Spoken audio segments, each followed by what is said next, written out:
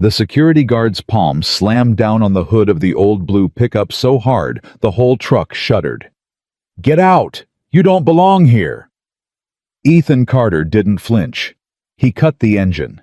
He looked in the rearview mirror at his 6-year-old daughter buckled in her booster seat with a stuffed rabbit pressed to her chest, watching every second of it. Then he opened the door and stepped down into the heat, slow and quiet, like a man who'd already decided something. What that guard didn't know, what nobody at the gate knew, was that Ethan had bought more than a house on this street. And every camera pointed at him was already recording the end of their careers. Comment the city you're watching from so I can see how far this story travels. And if you believe a man's worth isn't measured by his truck, subscribe and stay with me to the end. Because in about 90 minutes, everyone at that gate is going to wish they'd looked at his paperwork. The gate at Silver Creek Estates was 14 feet of black wrought iron with gold leaf on the spear tips. And it had never once opened for a 2009 Ford F1 5.0 with a cracked windshield and a toolbox rattling in the bed. Ethan Carter pulled up to the call box at 3:47 in the afternoon on the last Friday in June, and he rolled down his window with a hand crank because the truck was old enough that the windows still went down that way. "Afternoon," he said into the box. Static. Then a voice bored and clipped. "Deliveries use the service entrance. Around the back. Follow the signs." "I'm not a delivery. Sir, this is a private community." "Yes, sir, I know. I live here." There was a pause on the other end. Not a thinking pause. A laughing pause. Ethan had heard that pause before at banks, at parts counters, at the front desk of the hospital, when he'd come straight off a job site in boots still white with drywall dust and asked to see his wife. "Say again," the voice said. "Ethan Carter, 4400 Silver Creek Lane. Closing was Tuesday. Keys are in my pocket." "Hold on." The line went dead. Ethan looked in the rearview mirror. "Daddy, is this it?" Lily asked. She had her nose almost against the window. "Is that our gate?" "That's the gate, baby. It's really tall."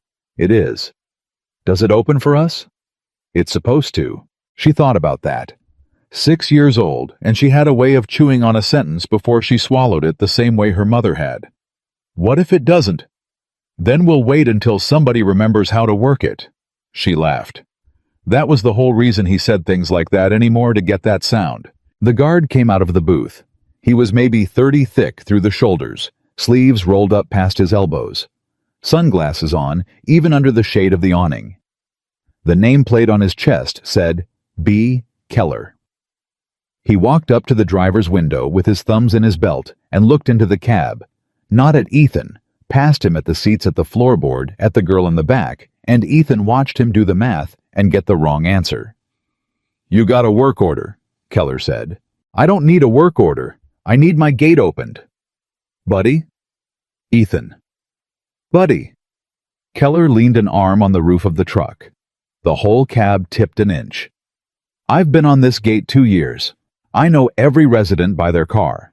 I know Mrs. Delacroix drives a white Range Rover, and I know the Hartleys have a Tesla and a Porsche, and I know the guy in 4412 has a Corvette he only takes out on Sundays.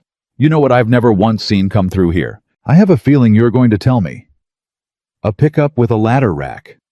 It's not a ladder rack. It's a toolbox. Same difference. Not to somebody who works for a living," Ethan said. Quiet. No edge on it. That was the thing about Ethan Carter. He'd learned to say true things in a voice so flat that people didn't realize until later they'd been cut. Keller took his sunglasses off. "You want to say that again? I want you to look up my name." "I don't need to look up your name." "You do, though. That's the whole job. That's literally the job." Ethan reached across to the glove box. "Hey, hey!" Keller's hand came off the roof fast. "Keep your hands where I can see 'em." Ethan stopped. He put both hands back on the wheel, slowly. 10 and 2, like a driver's ed video, and he did it because Lily was 3 feet behind him, watching her father get talked to like a suspect on a street he owned. "There's a folder in the glove box," Ethan said. "Deed. Closing statement. Title insurance. Photo ID. I'm going to open it, and I'm going to hand it to you, and you're going to see my name on all four. I'm going to need you to back it up and turn around. Look at the folder. Sir, Officer Keller, Brad, is it? Ethan's voice didn't rise a decibel. It's 94 degrees. My daughter's in the back seat. We've got a moving truck coming at 5 with everything we own in it, and everything we own fits in half of one. I'm not here to make your day hard. I'm here to go home. Open the folder. Keller looked at him for a long moment. Then he said, Pull it up onto the shoulder and shut it off. Why? Because I said so. That's not a reason. It's the only one you're getting. Ethan pulled onto the shoulder. He shut it off. Behind him, Lily said, Daddy. It's okay, sweetheart. Is that man a policeman? Ethan looked at Keller in the side mirror, walking back to the booth on his radio, and he thought about how to answer that in a way that wouldn't teach her something ugly. No, he said. He's a guard. He watches the gate. Is he mad at us? He's confused. About what? About who we are. Ethan turned around in his seat so he could look at her properly. Lily, listen. Some folks decide what they think about a person real fast. They look at a truck or a shirt or a pair of boots, and they think that tells them the whole story. It doesn't. But when they do that, you don't have to argue with them. You just have to be right and wait. Lily hugged the rabbit. Waiting is boring. Waiting is the most powerful thing there is, baby. Ask anybody who ever won anything. The second guard came out at 3:58, younger, skinny. Nameplate said D. Pruitt, and he couldn't have been 23. He came up on the passenger side and knocked on the glass with one knuckle, which Ethan thought was the politest thing anybody had done yet. Ethan leaned over and rolled the window down. Hey, sir, Pruitt said. Sorry, Brad's got me out here I'm supposed to get your info. That's what I've been asking for 12 minutes. Yeah. Pruitt glanced back at the booth. Yeah, I know. Ethan Carter, here. He handed the folder through. Deeds on top.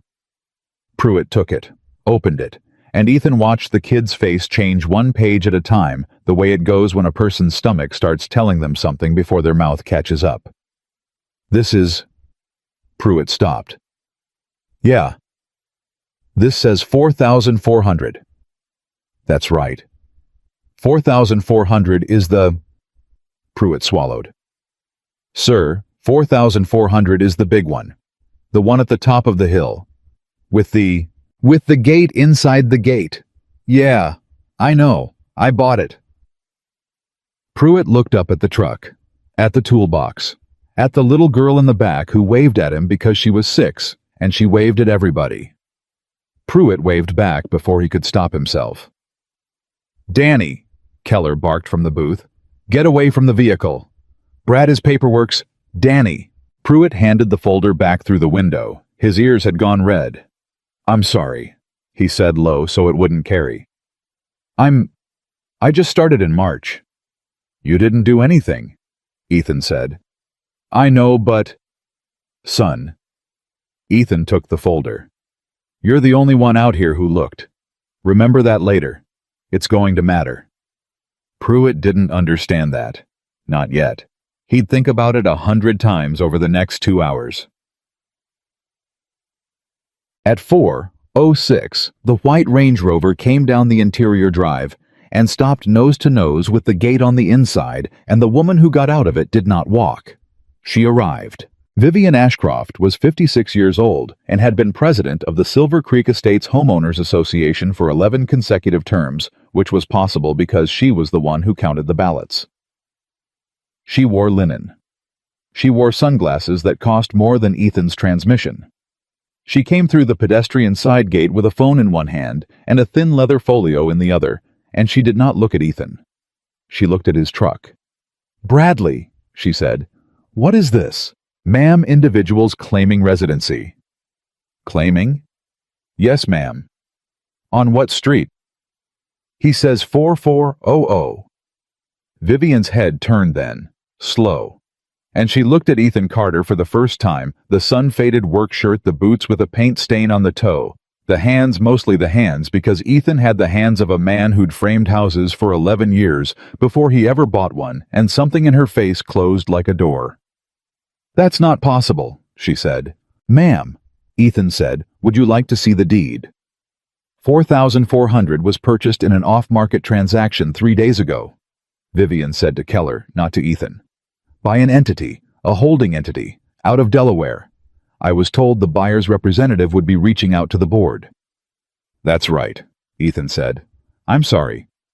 The buyer's representative, reaching out to the board. Ethan opened his door and got out. Sir, stay in the vehicle, Keller said. No, Ethan said and shut the door behind him. He wasn't a big man. That was the thing people always got wrong about Ethan Carter. 6 foot, maybe 180 pounds, brown hair going gray at the temples at 38, because grief does that faster than years do. He didn't loom. He didn't puff up. He just stood there on the shoulder of a private road in the 94-degree heat and held out a manila folder to a woman in linen. Ethan Carter, he said. Ma'am, it's a pleasure. I'm the buyer's representative. Vivian didn't take the folder. You, she said. Me. You're the representative. Among other things. She laughed. It was a small laugh, one syllable, and it was the single most insulting sound Ethan had heard in a year, worse than the guard, worse than the hand on the hood, because it wasn't even angry. Anger would have meant she took him seriously. Mr. Carter, she said. Do you have any idea what that house is worth? 4.1? Ethan said. Plus the lot next to it, which I also took because I want a garden. A garden? My wife wanted a garden. Your wife? She's passed, Ethan said. 11 months ago. Ovarian. It went fast.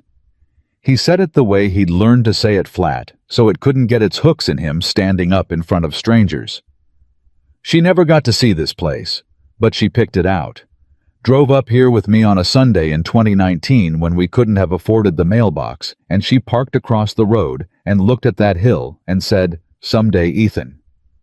And I said, Sure, honey. And she said... He stopped, cleared his throat once. She said, Don't you sure honey me. Nobody said anything. For about 1 second, Ethan thought maybe it had landed. Then Vivian Ashcroft said, That's a very moving story, and took her sunglasses off and folded them. But a story isn't a title search. Ethan's jaw moved. So look at the title, he said.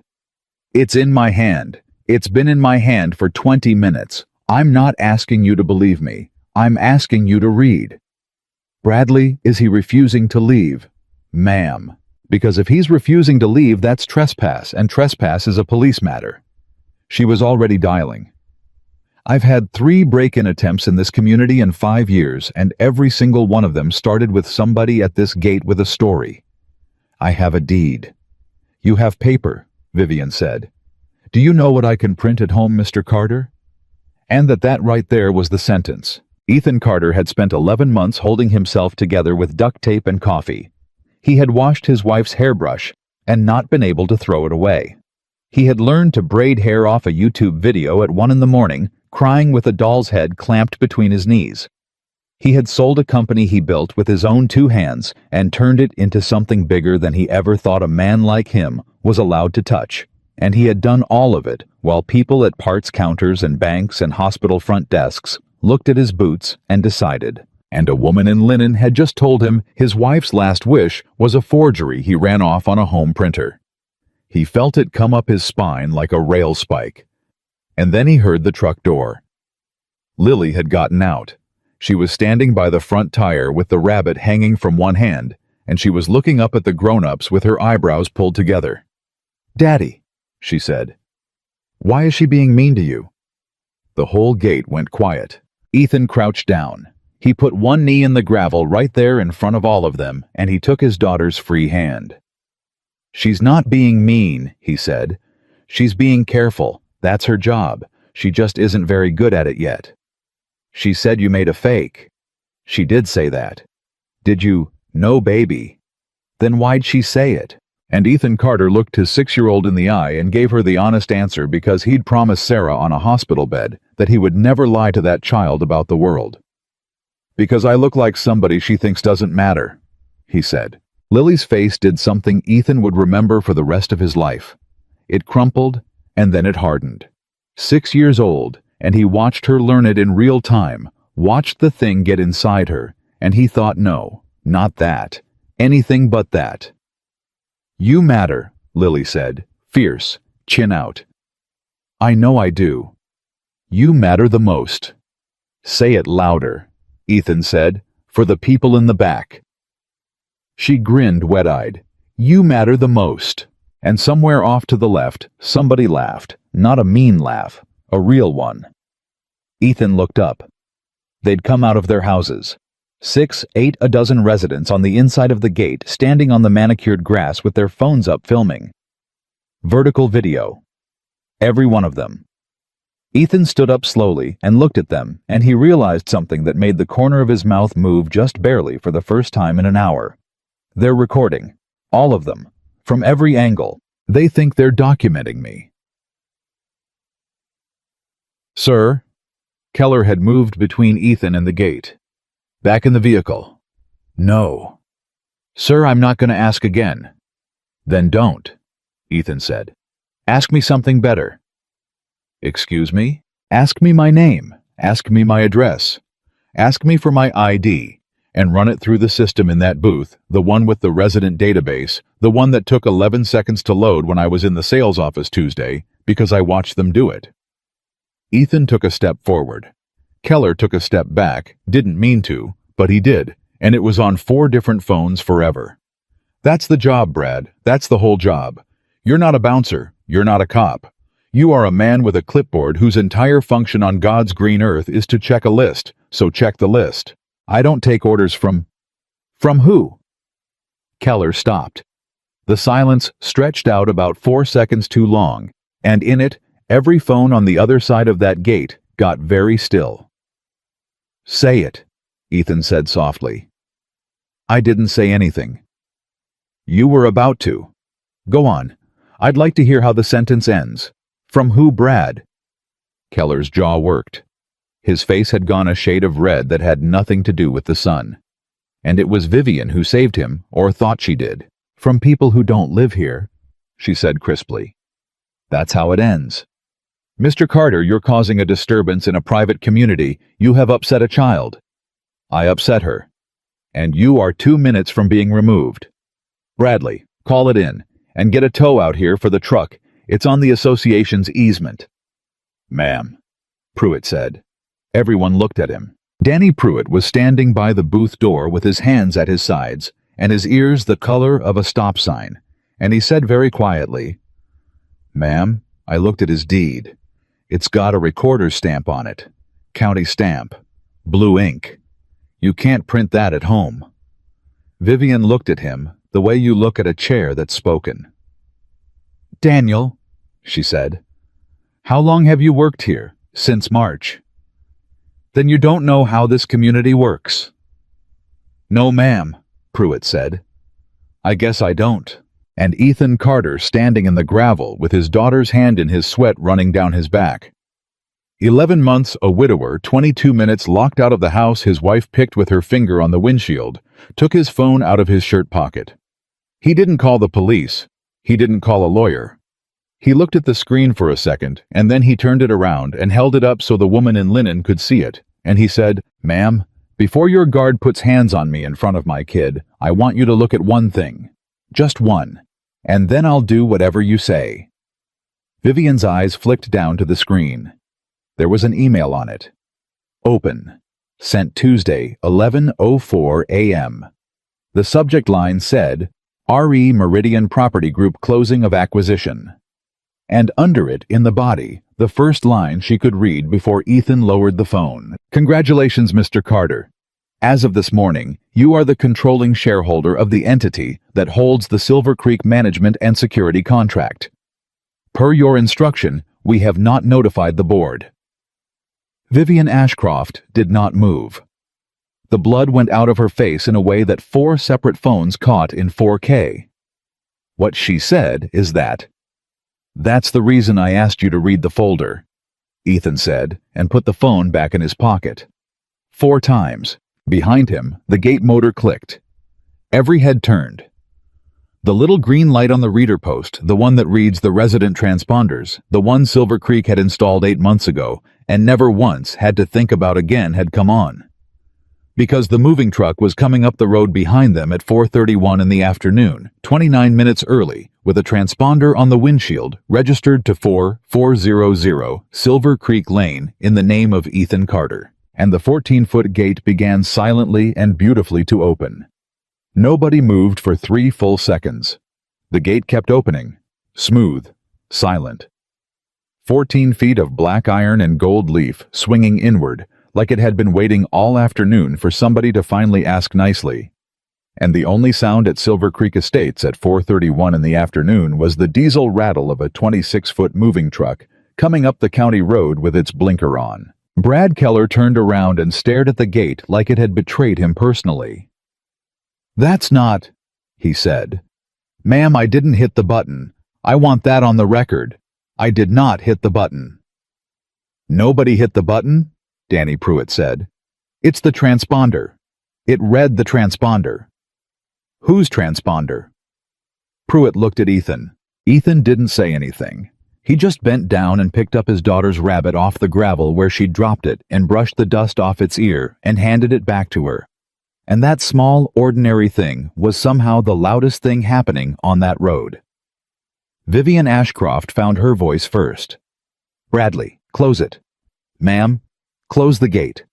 I can't override a valid read. That's the system logs it. It flags it as a manual." "Close the gate, Bradley." Keller went into the booth. He hit something. The gate stopped, shuddered, and started back the other way, and about 11 residents standing on the grass with their phones up made the exact same noise at the exact same time. A low, "Oh!" the sound a crowd makes at a ball game when somebody does something you can't take back. Ethan watched the gate close. He didn't react at all. That was the part that got under Vivian's skin later when she watched the video at 2 in the morning with a glass of wine she never drank. He didn't react. He just watched it close, and then he looked at her, and he nodded once like a man checking a box on a list. "Okay," he said. "Okay. You closed a gate on a verified resident transponder in front of what?" He glanced at the grass. 14 cameras. "Okay. That transponder is not registered to you. It's registered to 4400 Silver Creek Lane. That house is owned by a Delaware entity." "That's right." "So the transponder belongs to the entity." "That's also right," Ethan said. "You want to guess who owns the entity, or you want to keep going, because I've got all day. I've got literally all day. I don't have a job to get back to. I don't have a boss.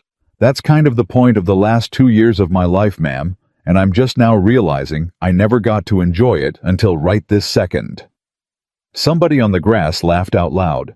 Vivian's head snapped toward the sound, and the laugh died, but the phone stayed up. At 4:33, the moving truck pulled up behind the pickup, and the air brakes went off like a shotgun, and a big man in a sweat-soaked shirt swung down out of the cab with a clipboard. "Carter," he called. 4400. "That's me," Ethan said. "You want it in the garage or the drive?" "Hold on, Marcus." Marcus Webb looked at the gate. He looked at the 2 guards. He looked at the woman in linen, and at the dozen people filming, and at the little girl with the rabbit, and he'd been driving trucks for 19 years, and he read that whole road in about 4 seconds flat. "Aw, hell," Marcus said. "Again, this is the 3rd one this month, man. Different neighborhood, same movie." "Sir, you need to move this vehicle," Keller said. "Sir, I need to unload this vehicle," Marcus said. "Got a bedroom set, got a girl's bike, got about 40 boxes and a piano that took 4 men and Jesus to get on here. Where you want it?" "You're not going anywhere," Vivian said. "This is a private road." Marcus looked at Ethan. "This lady, the HOA." "President," Ethan said. "Course she is." Marcus put his clipboard under his arm. "Ma'am, I got a contract. I got a delivery window. You want to stand in front of 80,000 pounds of truck that's between you and your Lord. but I'm getting paid either way, and my guy inside says the address is live." "What guy inside?" "Dispatch, ma'am." Marcus said it slow, the way you talk to somebody who's about to have a bad day. "The gate code. The one the seller's agent sent us Tuesday. It's in my phone." Vivian turned to Keller. "Nobody issues gate codes without board approval." "Ma'am, that's not—" Keller stopped. "The sales office does that. Corporate does that. We don't." "Corporate?" Vivian repeated. "Meridian, ma'am. Meridian Property Group. They handle the—" And Keller stopped again because Brad Keller was not a smart man. But he was not a stupid one either, and he had seen the subject line on Ethan Carter's phone from 6 feet away, upside down in the sun, and he'd been trying for 2 solid minutes to convince himself he'd read it wrong. "Say the name again," Ethan said. Keller didn't.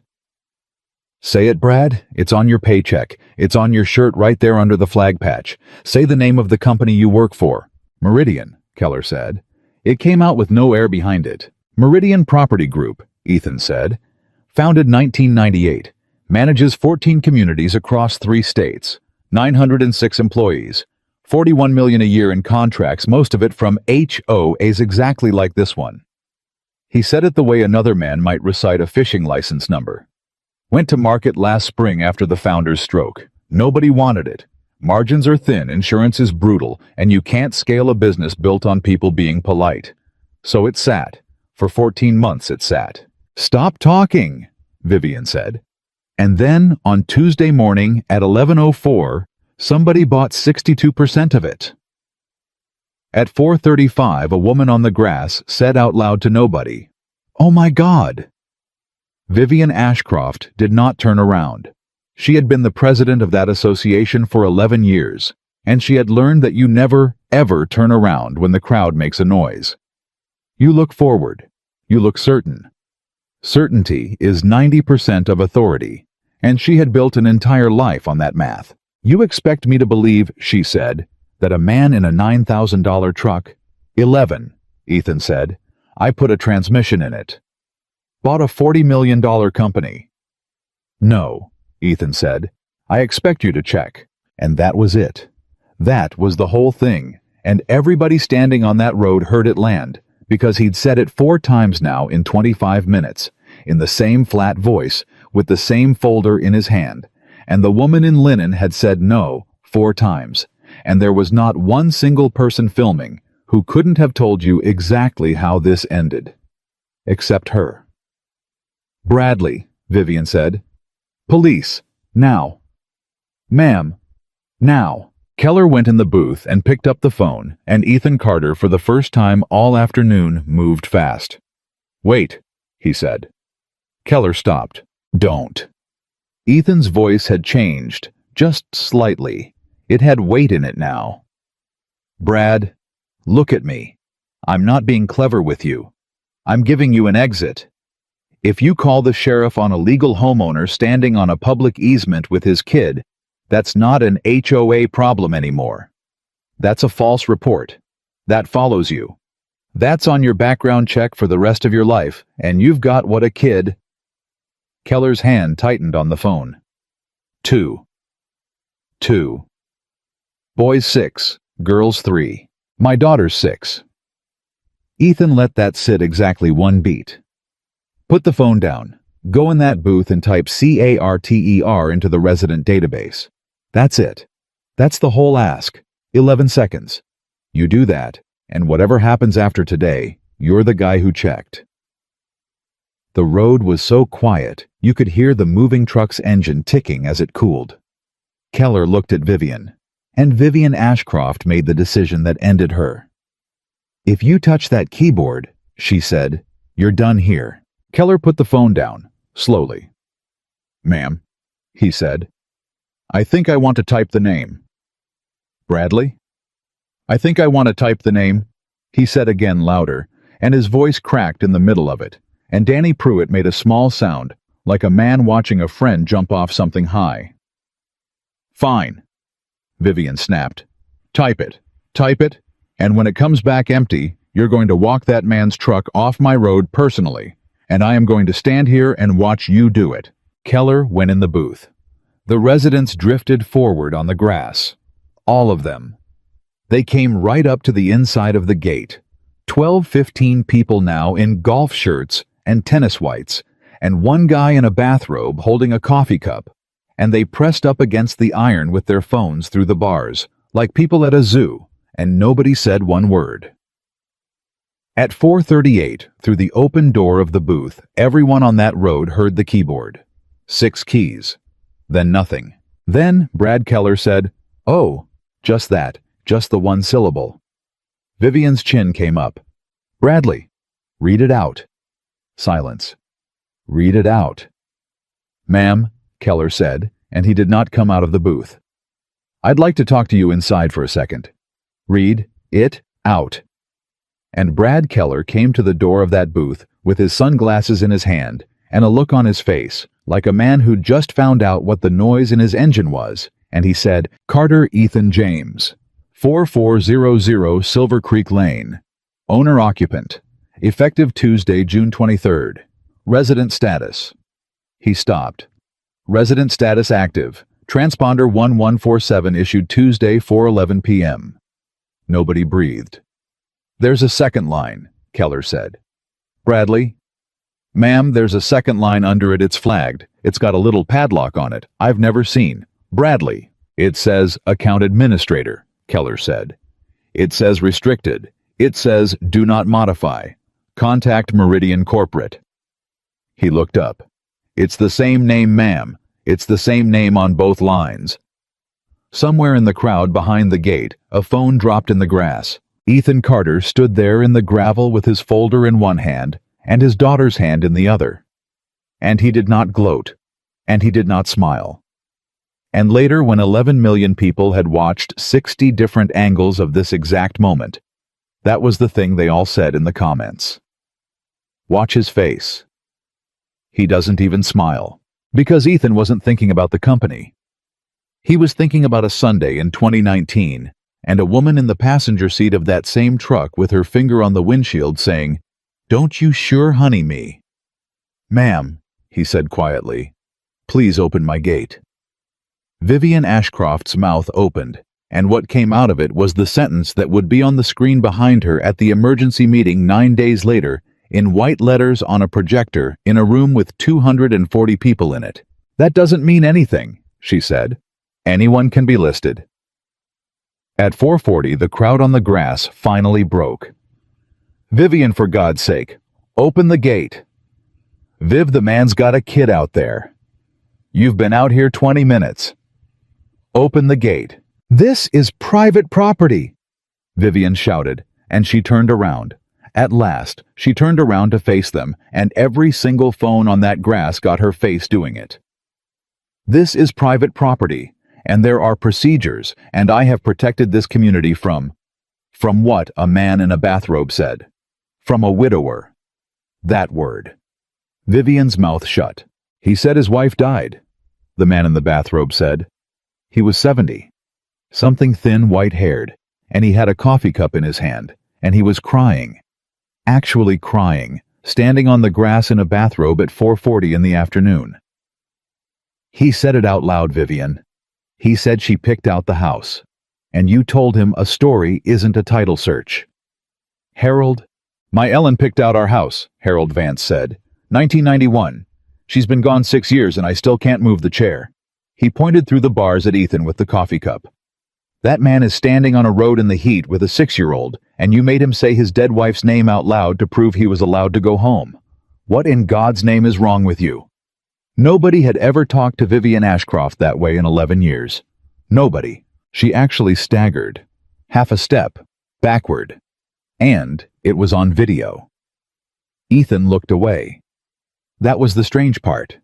He looked at the ground, and his jaw went tight, and Lily tugged on his hand. Daddy, she whispered. That man's crying. I know, baby. Because of Mommy. Because of his. Lily thought about that. Then she let go of Ethan's hand and walked up to the gate, right up to the bars, with the rabbit under her arm, and she looked up at Harold Vance through 14 feet of wrought iron. Hi, she said. Harold crouched down.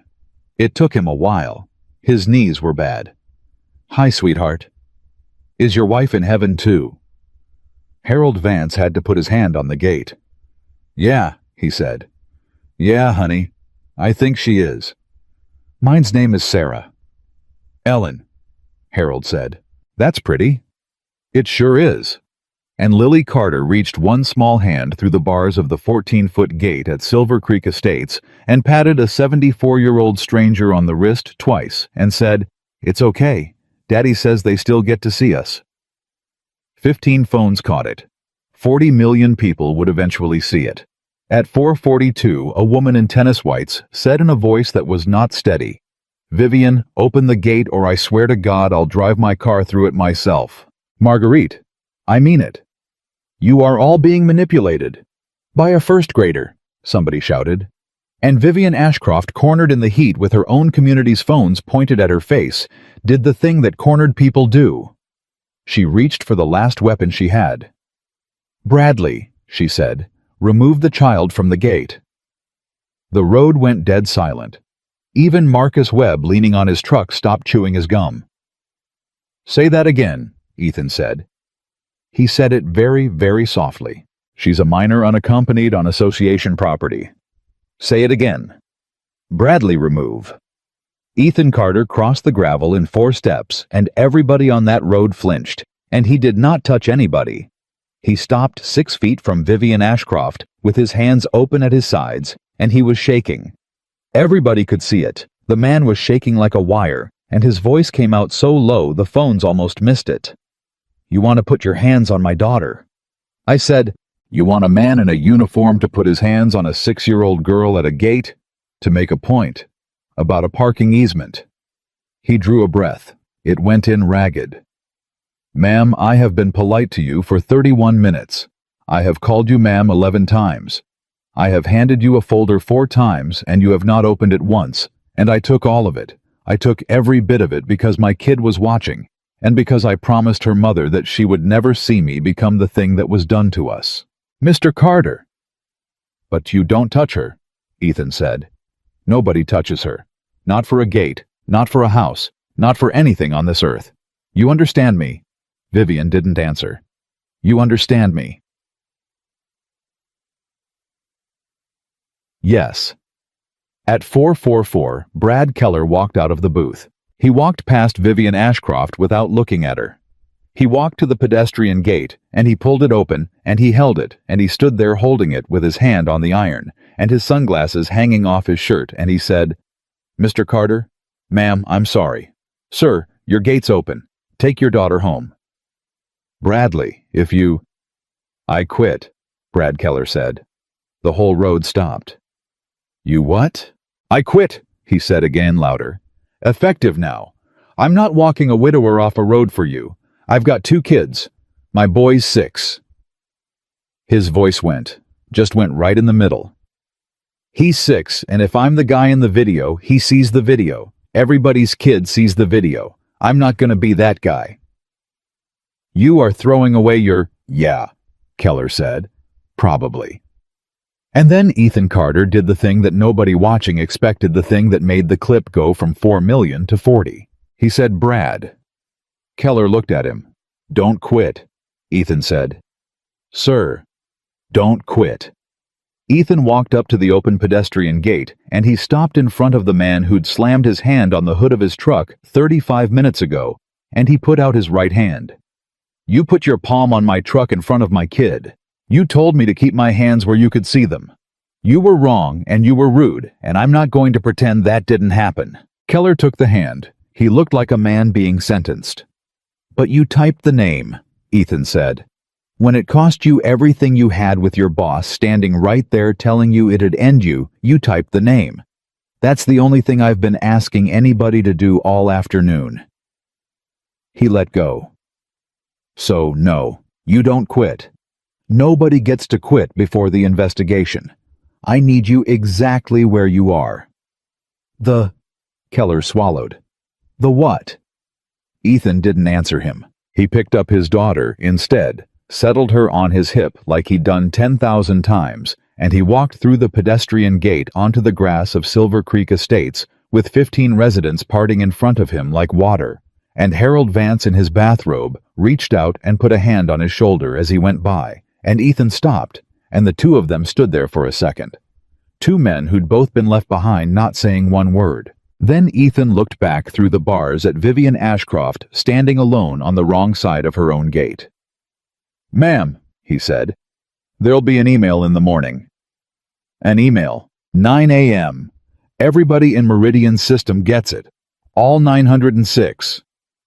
He shifted Lily higher on his hip. "It's a records preservation notice. It means from 9 o'clock tomorrow, nobody deletes anything.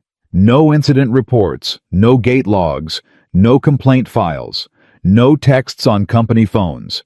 Nothing goes in a shredder, nothing gets archived, nothing gets lost in the migration."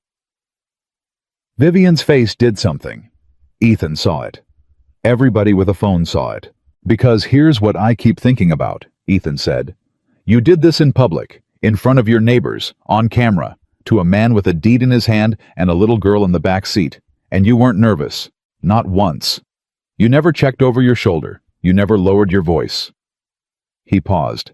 "People don't act like that the first time, ma'am. People act like that the 100th time."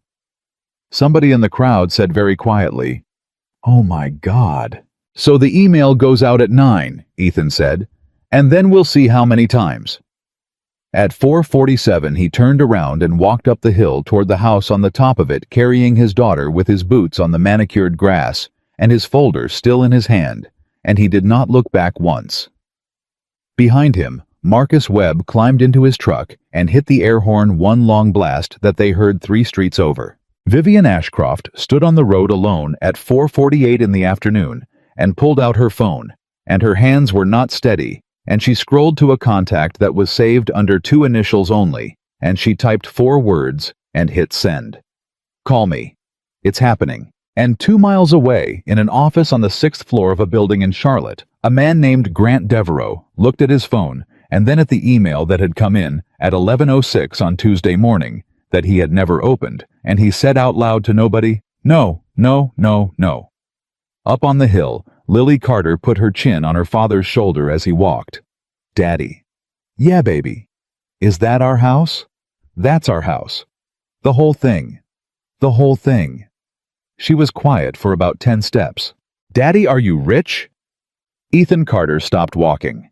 He stood on the grass halfway up that hill with his daughter on his hip and the sun going orange behind the roofline of a house his wife had picked out from the road on a Sunday when they had $400 in checking, and he thought about how to answer that because it was the most important question anybody had asked him all day. "No, baby," he said. "I've got money. That's different." "What's the difference?" "Money's what you have," Ethan said. "Rich is what you think it makes you." Lily considered this with the seriousness of a 6-year-old. "So she's rich," Lily said. Ethan laughed. It surprised him. It came all the way up out of his chest, the first real one in 11 months, and it startled a bird out of a tree. "Yeah," he said. "Yeah, honey, she's real rich." At 5:02 they went inside. At 5:04, Ethan set his daughter down in a foyer with a ceiling 22 feet high and no furniture in it, and their voices bounced off the walls, and Lily ran a full lap around the empty room with her arms out screaming just to hear it echo. At 5:11, Marcus Webb backed the truck up the drive.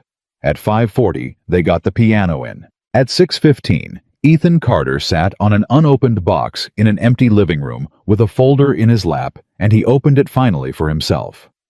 Not the deed. Underneath the deed.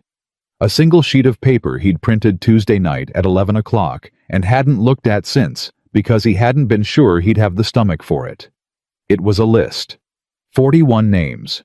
Every formal complaint filed with Meridian Property Group about Silver Creek Estates in the last 6 years pulled from the corporate system by his own login at his own request the night before he signed.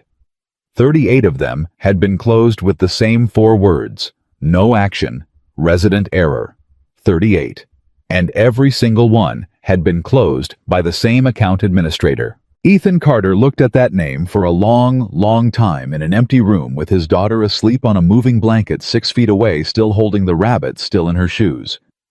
Then he took out his phone. At 6:41 p.m., he sent one text. "Move the email up. Send it tonight." At 6:43 p.m., the phone rang back instead of a text, and Ethan answered it standing in a dark kitchen he'd never cooked in. "Ethan." Ruth Okafor didn't do hello. She'd been his attorney for 2 years, and she had never once said hello. "Explain to me why I'm getting 'send it tonight' from a man who spent 4 months telling me the whole point was to move slow." "Because it isn't 4 months anymore." "What happened?" "They locked me out of the gate." Silence on the line. "They what?" 31 minutes. My kid in the back seat. Guard put his hand on my hood. He kept his voice low because Lily was asleep on a moving blanket in the next room. HOA president told me I printed the deed at home. "Did you say who you were?" I showed her the email. "And?" "She said anyone can be listed." Ruth Okafor made a sound Ethan had never heard her make. Then she said, "Ethan, listen to me carefully. Do not send that notice tonight." "Ruth, you send a preservation notice at 7 p.m. on a Friday to 900 people 6 hours after a public incident with your name in it, and every plaintiff's lawyer in this state reads it one way: retaliation. You look like a man who bought a company to settle a score at a gate. That's not what this is." "I know that. I'm telling you what it looks like." Papers moved. "You've got a list of 41 complaints. How many close the same way?" 38. Ruth stopped moving papers. "Say that number again." 38, Ethan said. Same 4 words. No action, resident error. "Out of 41. "Out of 41. At 6:47 p.m., Ruth Okafor said very quietly, "Send it at 9 tomorrow like we planned, and Ethan, don't touch that list again tonight. Don't screenshot it. Don't forward it. Don't print it. From this minute, it's evidence, and I want a clean chain on it. Can you do that for me?" Ethan looked at the folder on the counter. "Ethan." "Yeah," he said. "Yeah, I can do that." He hung up. He stood there in the dark for a second. Then he opened the folder anyway because he was a man, not a saint, and he read the top of that list one more time before he closed it and put it in a drawer and shut the drawer with the flat of his hand.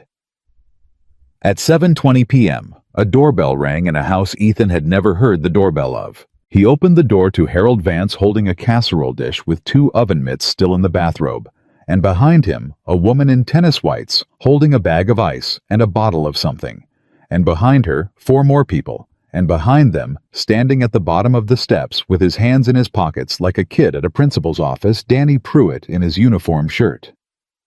"We don't know if you have a fridge," Harold said. "I don't have a fridge. That's why she brought ice," Harold said and walked in. Marguerite Delacroix put the ice in the sink like she'd lived there her whole life. "It's chicken and rice. Harold makes it every time somebody dies or somebody moves, which around here is the same thing." She turned around. "Mr. Carter, my name is Marguerite. I've lived on this street 16 years, and I want to say something to you, and then I want to never say it again because it's embarrassing." "Ma'am, you don't have to." I watched for 11 minutes before I said a word. Her chin was up, but her eyes weren't. I stood on that grass with my phone up like it was television. 11 minutes. And the only reason I opened my mouth is because a 6-year-old touched Harold's arm through the bars. She swallowed. "I'm not asking you to forgive me. I'm telling you, I know what I am." Nobody said anything for a second. "Ma'am," Ethan said, "you were the first one to yell."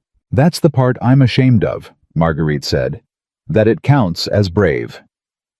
At 7:31 p.m., Danny Pruitt was still standing at the bottom of the steps. Ethan went out to him. "You coming in?" "No, sir, I can't. I'm on till 11. Pruitt's ears were red again. "Sir, I need to tell you something and I need to do it before I lose my nerve." "Okay. They're gonna say I gave you something." Pruitt's hands were shaking. "The list, the complaints, when it comes out. They're gonna say the new kid handed the owner a file, and I didn't. I swear to God I didn't. I don't even have access to Danny. And my mom co-signed my car, and if I lose this job, Danny. Pruitt stopped. I pulled that list Tuesday night with my own login, Ethan said. Time-stamped. Ruth's got the export receipt. You never touched it. You couldn't have. You're a gate officer with a level 1 badge. You can see today's log and nothing else. Pruitt's whole body went loose about an inch. How do you know what my badge is? Because I read the org chart before I read the balance sheet, Ethan said. That's not smart. That's just how a guy who used to hang drywall buys a company. You look at who does the work. Pruitt laughed wet. Sir, that's Ethan. That's the first thing anybody said to me in 4 months that made this job sound like a job. At 7:46 p.m., 2 miles away in Charlotte on the 6th floor, Grant Devereaux finally opened the email from 11:06 Tuesday morning. He read it 4 times.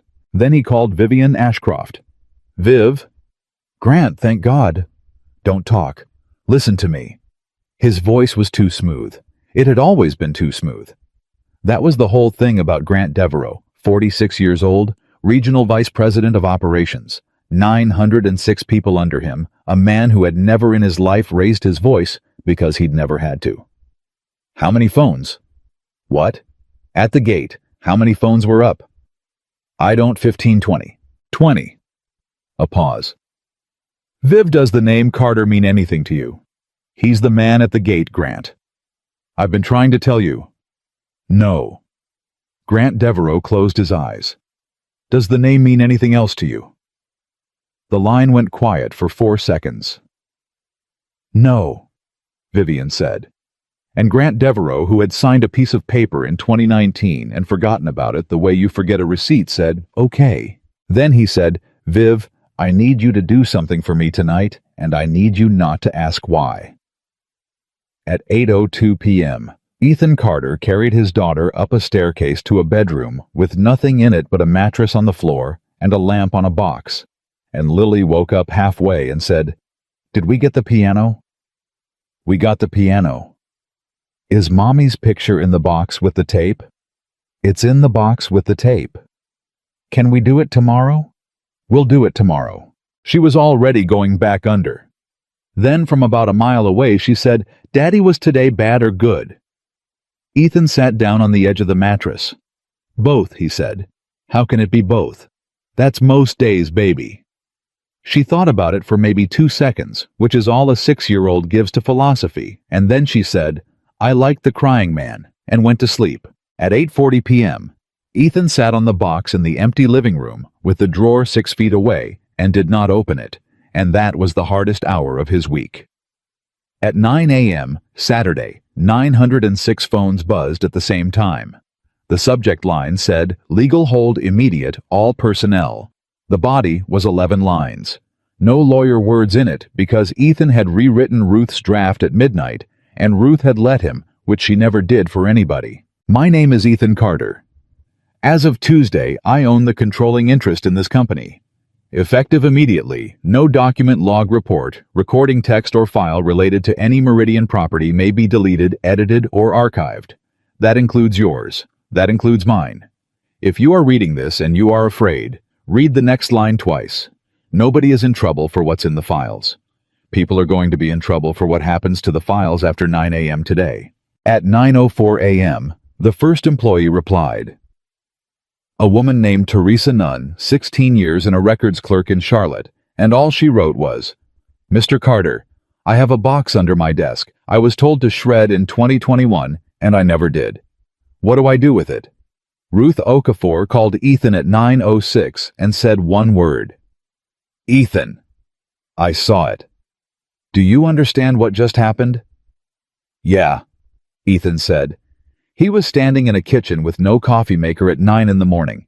Somebody's been scared for 5 years. At 9:11 a.m., 47 more replies came in. By 9:30, there were 206.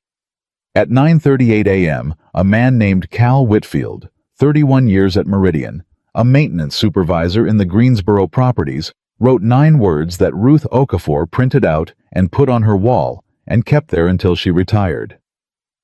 Sir, I've been waiting 11 years for this email. At 10:15 a.m. Saturday, a black Audi came up the hill. Ethan watched it from the front steps with a paper cup of gas station coffee. Grant Devereaux got out in golf clothes.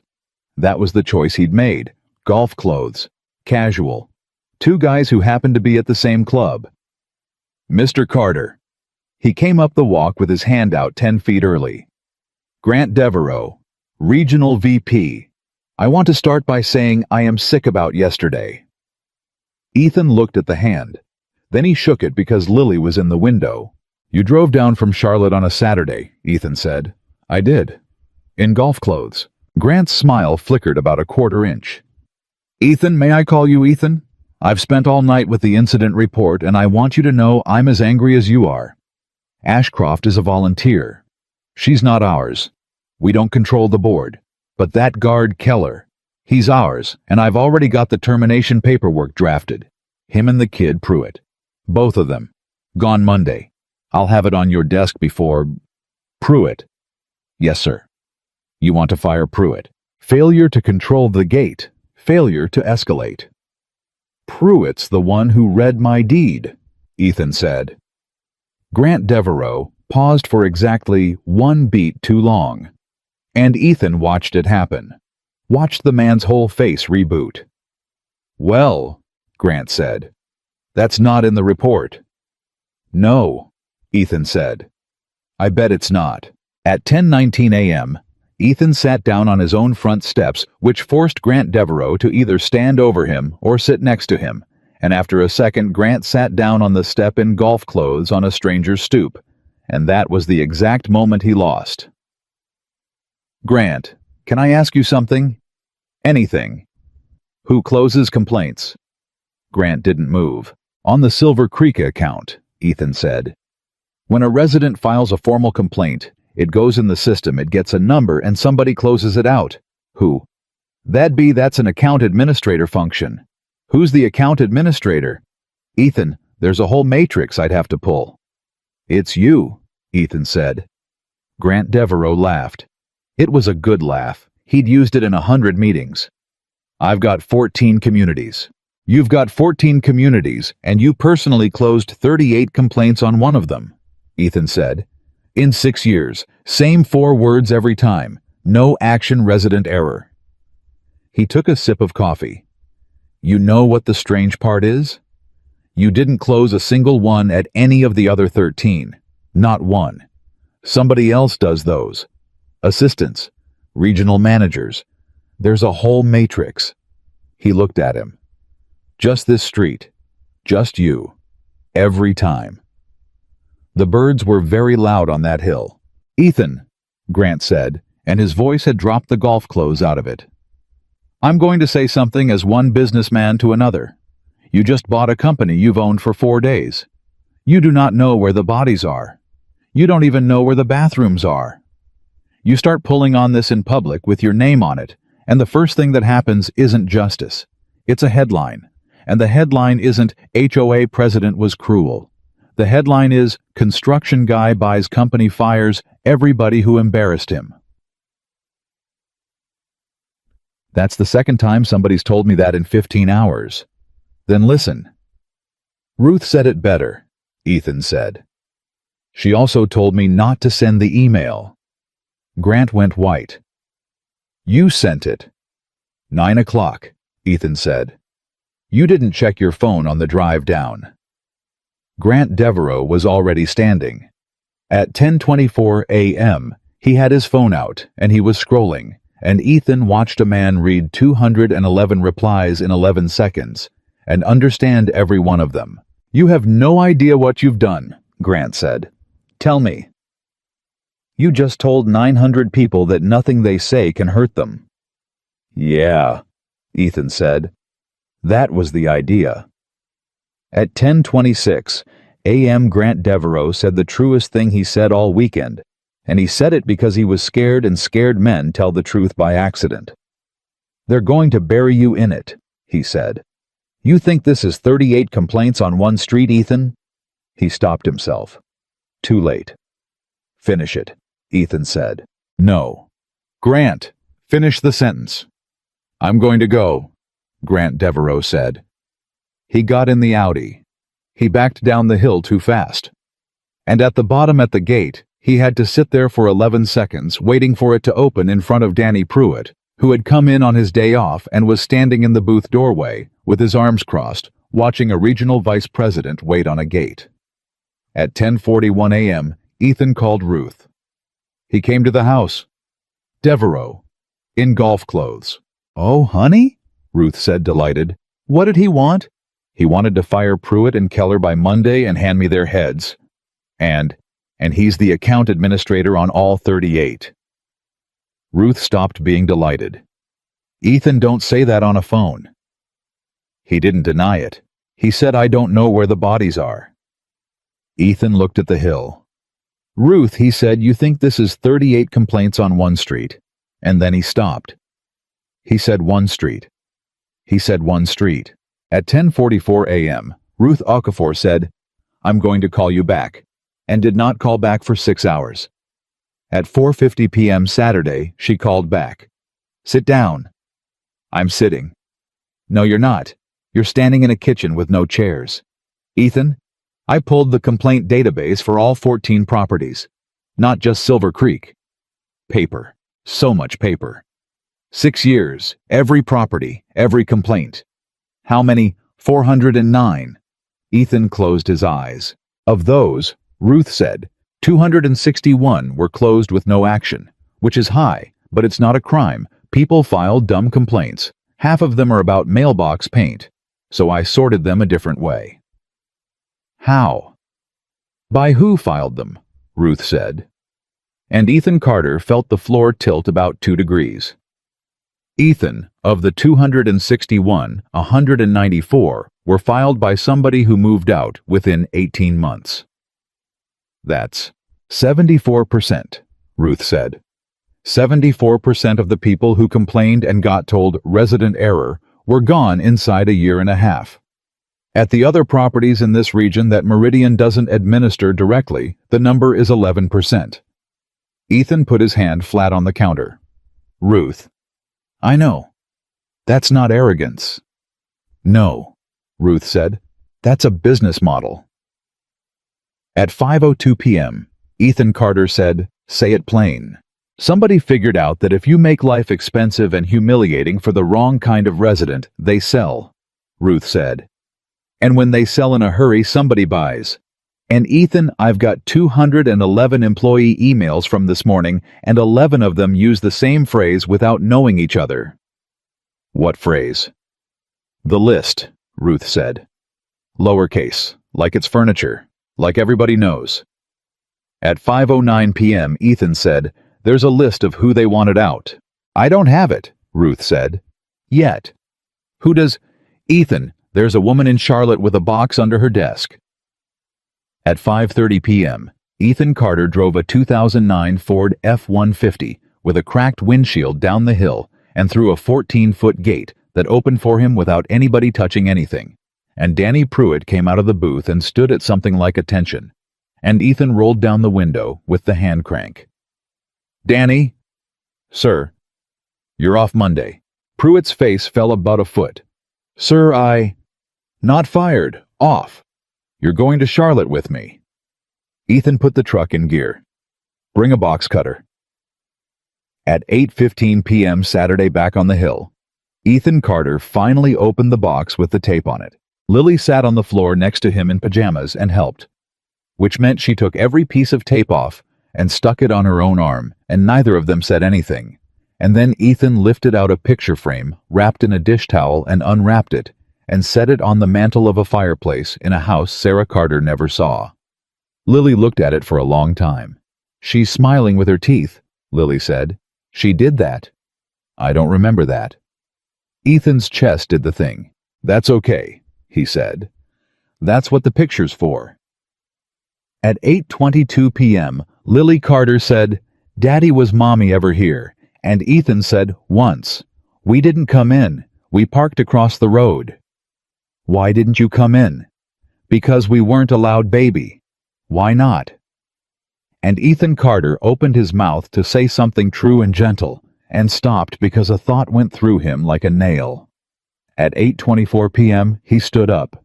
At 8:25 p.m., he opened the drawer. At 8:26 p.m., he was on the floor of an empty living room with 41 names spread out on the hardwood in a rectangle and his daughter asleep against his leg. And he was reading the one he had skipped Tuesday night because it was number 12 of 41, and he had been looking for a pattern, not a person. Complaint 2019-0338. Filed August 11, 2019. Silver Creek Estates. Non-resident complainant. Complainant states she and her husband parked on the public shoulder outside the gate for approximately 6 minutes on a Sunday afternoon to look at a home listed for sale. Complainant states security officer approached the vehicle, ordered them to leave, refused to provide a name or badge number, and stated the property was not for people like you. Complainant states she asked for a supervisor and was told to go back to whatever they came from. Complainant requests acknowledgement and apology. Complainant provided phone number for follow-up. Ethan Carter could not breathe. Complainant name: Carter Sarah E. At 8:31 p.m., he made a sound in that empty house that he had not made at the hospital or at the funeral or at 1 in the morning with a doll's head clamped between his knees, and Lily woke up and put both arms around his neck without asking why, because she was 6 and she already knew how. At 8:47 p.m., he read the last line. Disposition, no action. Resident error. Closed by G. Devereaux. August 12, 2019. She had filed it on a Sunday night. He had closed it on a Monday morning. 19 hours. And Sarah Carter had never told him. Not once.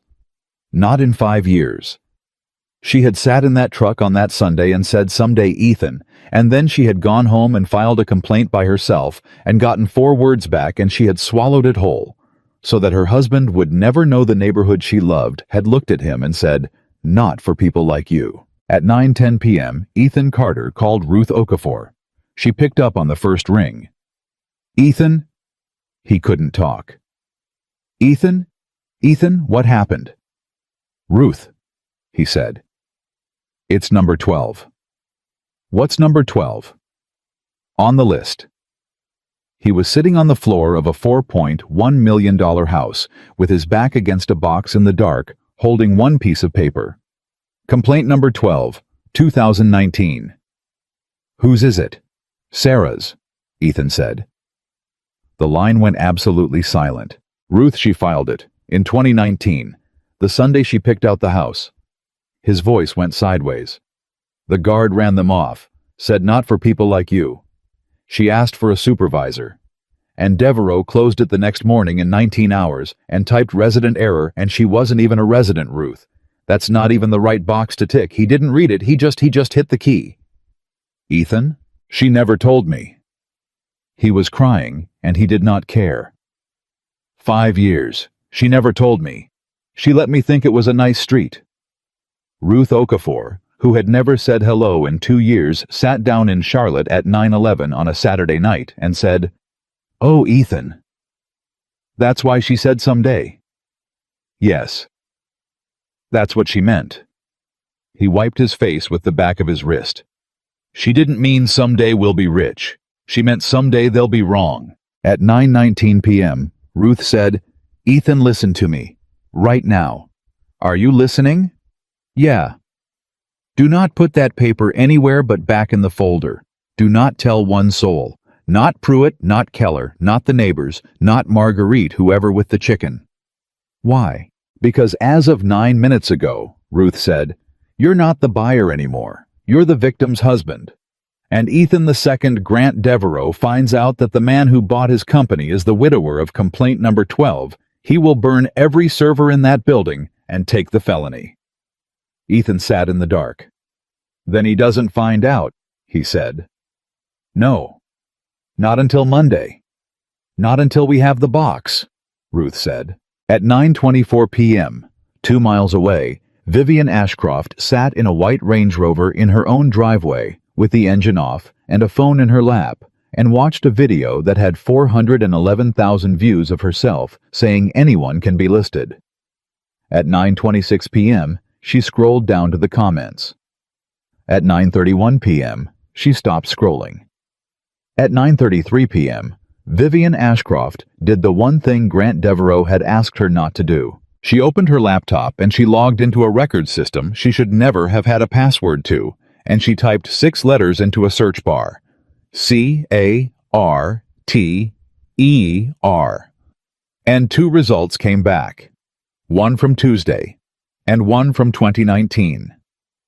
Vivian Ashcroft looked at that screen for a very long time. Then she picked up her phone and she called a number she had not called in 11 years. And when a tired woman answered, Vivian said the first honest sentence she had spoken since 4:06 the previous afternoon. "Karen," she said, "it's Viv. I need to tell you what we did." At 9:41 p.m., Saturday, the tired woman on the other end of the line said, "Viv, it's been 11 years. You don't get to call me at 9:30 at night and say we." "Karen, there's no we. There was you, and there was me, and there was a vote you counted."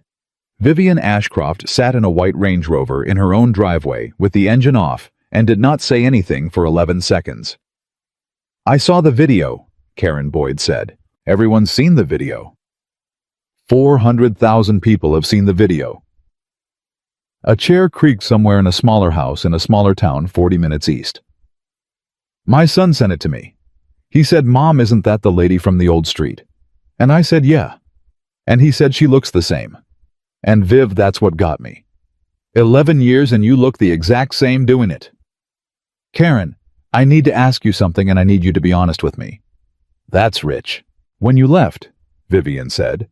"In 2015, when you sold." "When I sold. Was there a list?" The line went quiet. "Karen, was there a list?" "You know there was a list."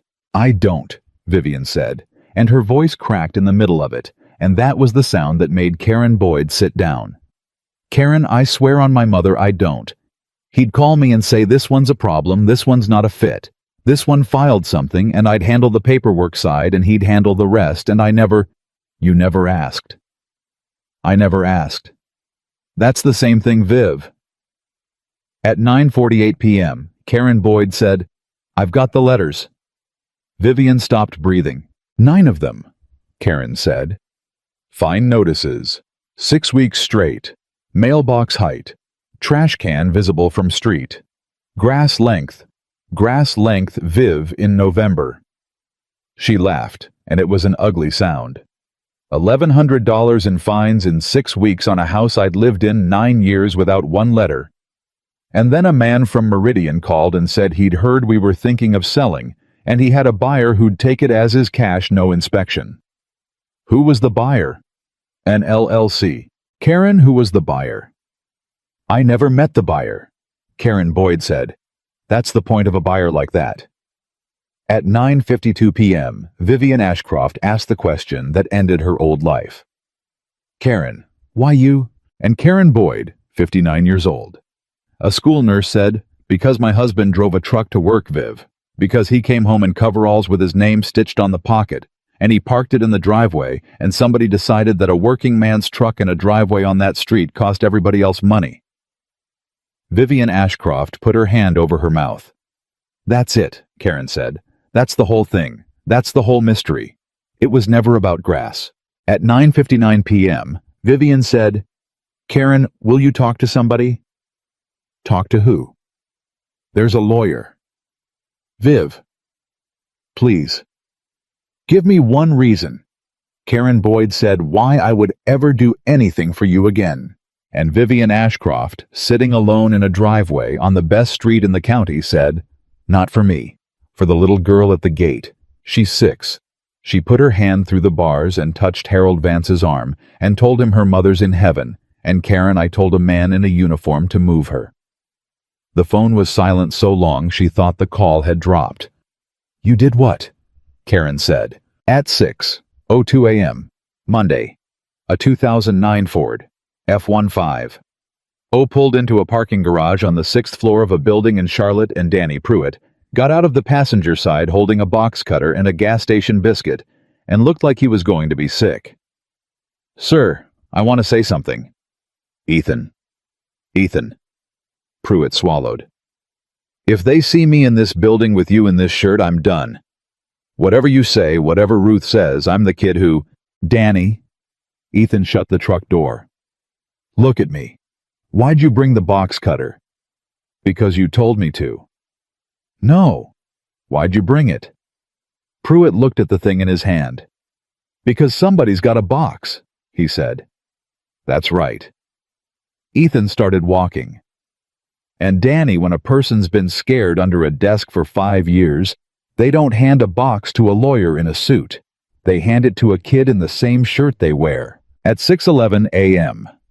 Ruth Okafor was already in the lobby with 2 paralegals, a court reporter and a videographer, and she said, "You're late," which is what she said instead of hello.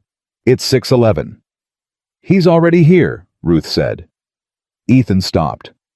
Devereaux. Been here since 4:40, Ruth said. Badge log, 6th floor. And Ethan, he came in with 2 men who don't have badges, visitor passes, signed in as IT contractors. Danny Pruitt said, on a Monday at 4:40 in the morning. Go, Ethan said. At 6:14 a.m., the elevator doors opened on 6, and there were 2 hand trucks in the hallway, stacked with server racks, and a man in a polo shirt was on his knees behind them with a cordless drill. Morning, Ethan said. The man looked up. Morning. You can't be back here, we're doing a migration. A migration? Scheduled maintenance. Hold apartments offline till Wednesday. Who scheduled it? Mr. Devereaux. When? The man in the polo shirt hesitated, and Ruth Okafor stepped past Ethan with her phone recording and said, Sir, my name is Ruth Okafor. I'm general counsel for the majority shareholder of this company. That camera on the ceiling behind you is recording, and I'm going to ask you one question. When did Grant Devereaux schedule this migration? The man in the polo shirt looked at the hand truck. He looked at the drill in his hand. Saturday night, he said. Ruth said, What time Saturday night? The man put the drill down on the carpet like it was hot. At 6:19 a.m., Grant Devereaux came around the corner in a suit with a coffee in each hand, and stopped so hard the coffee came out the lid. Nobody said anything for 3 full seconds. Ethan, he said. Grant. You're... Grant looked at Ruth, at the court reporter, at the videographer, at the kid in the gate uniform holding a box cutter. It's 6 in the morning. You've been here since 4:40, Ethan said. I'm the RVP. I keep hours. You scheduled a server migration at 11:30 on Saturday night, Ruth said. 14 hours after a legal hold went out to 906 people. Mr. Devereaux, I want to be extremely fair to you. Right now, this minute, that's a coincidence. It's a stupid coincidence. It's the stupidest coincidence I've seen in 19 years, but it's a coincidence. She lowered the phone an inch. If OneDrive walks, it stops being a coincidence and starts being a felony. You know that. So I'm going to give you the same thing Ethan gave the guard at the gate. An exit. Grant Devereaux set both coffees down on a filing cabinet very carefully. Ruth, he said. Right, Ruth. That's right. Ruth, I've been at this company 19 years. I know. I built the Southeast region from 4 properties to 14. I know that too. And you're standing in my hallway at 6 in the morning with a videographer. His voice came up. It was the first time in the entire story that Grant Devereaux's voice came up. Because a drywaller with a hedge fund's money. He stopped. Everybody heard the word. Danny Pruitt actually flinched. Ethan Carter didn't move at all. Say the rest, Ethan said. I misspoke. No, you didn't. That's the first thing you've said to me that wasn't rehearsed. Ethan took 1 step. Say the rest, Grant. A drywaller with a hedge fund's money and what? Ethan, and what? And a chip on his shoulder? Grant Devereaux shouted it, in a hallway, at 6:22 in the morning on camera, with a court reporter's fingers moving. You bought this company for 1 street. You didn't buy a business. You bought a ticket, and everybody in this building knows it. And by Friday, there'll be a story about the humble widower who spent $40 million to fire a woman who was rude to him at a gate. The hallway rang, and Ethan Carter said quietly, "I closed on this company Tuesday morning." "So?" "The gate was Friday." Grant Devereaux's mouth opened. "I signed the papers 4 days before anybody put a hand on my truck," Ethan said. "Whatever I bought it for, I bought it before she ever said a word to me. So no, that story doesn't work. Try the next one." At 6:24 a.m., Grant Devereaux said the thing he'd been holding since Saturday. "You want to know why I bought 194 houses cheap," he said. "Because they were going to sell anyway. Every one of them. Those people were house poor, Ethan. They bought in on a stretch, and they were drowning, and the fines just told them the truth. I didn't push anybody out. I found the ones who were already falling, and I caught them, and I paid cash, and half of them thanked me." The court reporter's hands stopped. Ruth Okafor said very softly, "Mr. Devereaux, did you just say 194? Grant Devereaux went the color of paper. At 6:26 a.m., Ethan Carter said, "Danny, go find Teresa." At 6:31 a.m. on the third floor in a records department, with the lights half on, Danny Pruitt walked up to a woman's desk in a gate officer's uniform holding a box cutter and said, "Ma'am, are you Teresa?" Teresa Nunn was 52 years old and had worked at Meridian Property Group for 16 years, and she looked up at that uniform shirt and her chin started going before she said one word. "You're the one from the video," she said. "Yes, ma'am." "The one who read his deed?" "Yes, ma'am." Teresa Nunn put both hands flat on her desk. "He's upstairs, isn't he?" she said. "Devereaux. He's upstairs right now." "Yes, ma'am." "Then I've got about 10 minutes, Teresa said, and reached under her desk. At 6:34 a.m., she pulled out a banker's box with packing tape wound around it 8 or 9 times so much tape that the cardboard had gone soft under it, and she set it on the desk and looked at it like it was a dog that had bitten somebody. 2021, she said. "March. He came down here himself. He never comes down here. He said, Teresa, these are duplicates, the originals are digitized, shred them." She was shaking. And I said, "Okay."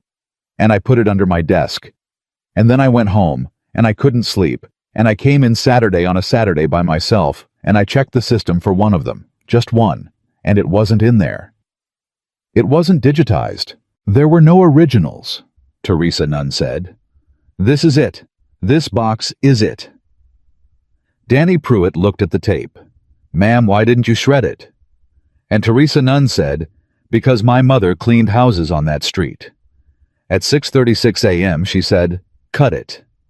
"Ma'am, I think there's a lawyer who—" "Son, I have had this box under my desk for 5 years, and I have looked at it every single day, and I am not going to have somebody in a suit open it while I stand here like a witness at my own funeral. Cut it." Danny Pruitt cut the tape. At 6:37 a.m., a records clerk and a 23-year-old gate officer opened a box on the 3rd floor of a building in Charlotte, and inside it, in 11 rubber-banded stacks, were 462 paper complaint forms, and stapled to the front of every single one of them was a yellow sticky note. And on every sticky note in the same handwriting was one of 2 things. Some of them said K. Some of them said a number between 1 and 5. Teresa Nunn said, "That's his handwriting." "What's the K mean?" "I don't know." Danny Pruitt picked up the top one and read it, and then set it down, and picked up the next one and read that, and then he stopped and sat down in Teresa Nunn's chair in her cubicle at 6:39 in the morning and said, "Ma'am, they're not all Silver Creek." "No. These are—" He read a letterhead. "This is Greensboro. This is Cary. This is ma'am. This is 14 different. Yes." "How many are there?" 462, Teresa Nunn said. "I counted them, every year. Every New Year's Eve I counted them so I'd know the number, so if anybody ever asked me, I wouldn't have to guess." At 6:41 a.m., Danny Pruitt called Ethan Carter and said 8 words. "Sir, it's not 38, it's 462. At 6:43 a.m. on the 6th floor. Ethan Carter lowered his phone and looked at Grant Devereaux, and something in Ethan's face changed, and Grant saw it change, and Grant Devereaux started backing up. "Grant? I want a lawyer." "That's smart," Ethan said. "Get one. Get a good one. Ruth'll tell you who's good. She'd tell you honest. That's how she is." He kept walking. "But before that, one question. Just one. You don't have to answer. Ethan, what does K mean?" Grant Devereaux stopped backing up. His face did something that 30 people would later describe the same way. When they watched the video, it went slack. All at once, like a man whose wire had been cut. "Where did you get that?" he said. "What does K mean, Grant? Where did you get that?" "There's a box," Ethan said. "There's a box, and there's 462 forms in it, and everyone's got a sticky note on it in your handwriting, and most of them have a number 1 through 5, and some of them just have a K." He stopped 6 feet away. "And I've got a real bad feeling I know what the numbers are. 1 through 5. That's a rating, isn't it? That's how much trouble the complaint was worth. That's a priority." Grant said nothing. "But the K's not a number," Ethan said. "The K's a name." At 6:46 a.m., Grant Devereaux said, "I want to make a call." "Go ahead." "Alone." "Sure," Ethan said, and stepped back, and Grant Devereaux walked 20 feet down a hallway and put a phone to his ear with his back to 5 people and a camera, and Ruth Okafor said without moving her lips, "He's calling her." "I know," Ethan said. "Ethan, if he tells Ashcroft to pull anything." "He's not calling Ashcroft," Ethan said. Ruth looked at him. "Ruth Ashcroft's been on that board 11 years. She's a volunteer. She counted ballots and wrote nasty letters, and she was cruel to me at a gate in front of my kid, and I am never in my life going to forget it." He watched the man on the phone. "But she didn't buy 194 houses. She doesn't have 194 houses worth of money. Nobody on that board does." Ruth's face went very still. "Then who's K?" she said. At 6:49 a.m., Grant Devereaux came back down the hallway, and he had changed. He'd put himself back together. The suit was doing its job again, and he said in the smooth voice, the meeting voice, the voice he'd used for 19 years, "Ethan, I'd like to resign." Nobody said anything. "Effective immediately," Grant said. "I'll sign whatever you want. Non-disparagement, non-compete. I'll waive severance. I'll waive the equity, all of it. I'll be out of the building in 20 minutes, and you will never hear my name again." Ruth Okafor said, "In exchange for what?" "For nothing." "Mr. Devereaux, in 19 years, I have never once had a man waive his equity for nothing." "For nothing," Grant Devereaux said, and there was something underneath it now, something scraped raw. "And Ethan, take it. I'm telling you as a human being. Take the resignation, take the box fire, the guards fire. Vivian, have your meeting, put it all on a projector, and let them clap for you. You'll get everything you wanted. You'll get the whole street on its feet crying, and you'll be done by Friday, and you can go raise your daughter." At 6:51 a.m., Ethan Carter said, "And if I don't take it, then it's not 14 properties," Grant Devereaux said. "It's not one company. It's not me." He looked Ethan in the eye, and for 1 second there was nothing behind it but exhaustion. "Ethan, I'm middle management. I'm a guy with a sticky note. You think I'm the top of this?" The hallway was so quiet you could hear the elevator moving in the shaft. "I've got a daughter too," Grant said. "She's 14. Take the resignation." And Ethan Carter looked at a man in a suit in a hallway at 6:51 in the morning and said the sentence that Ruth Okafor would tell people about for the rest of her career. "Grant, in 2019, my wife sat in my truck outside that gate on a Sunday and picked out a house." Grant Devereaux frowned. "What?" "A guard came up on her, told her to move along, told her it wasn't for people like us." Ethan's voice never rose, not once. "She went home that night and she filed a complaint, by herself. She never told me, not for 5 years. She sat with it and she let me think it was a nice street because she didn't want me to know what they thought I was." Grant Devereaux had gone completely still. "It's complaint 2019-0338, Ethan said. "Filed August 11th, closed August 12th, 19 hours, no action, resident error." He took one more step. "Closed by G. Devereaux." At 6:54 a.m., Grant Devereaux said, "Oh my God." "Her name was Sarah," Ethan said. "Ethan, You want to know why I bought this company, Ethan said. I'll tell you the truth, and it's uglier than your version. I didn't buy it for revenge. I didn't know. I bought it because it was the only thing on the market I could afford that owned that street, and I wanted to walk through that gate one time, and have nobody able to stop me. That's it. That was the whole plan.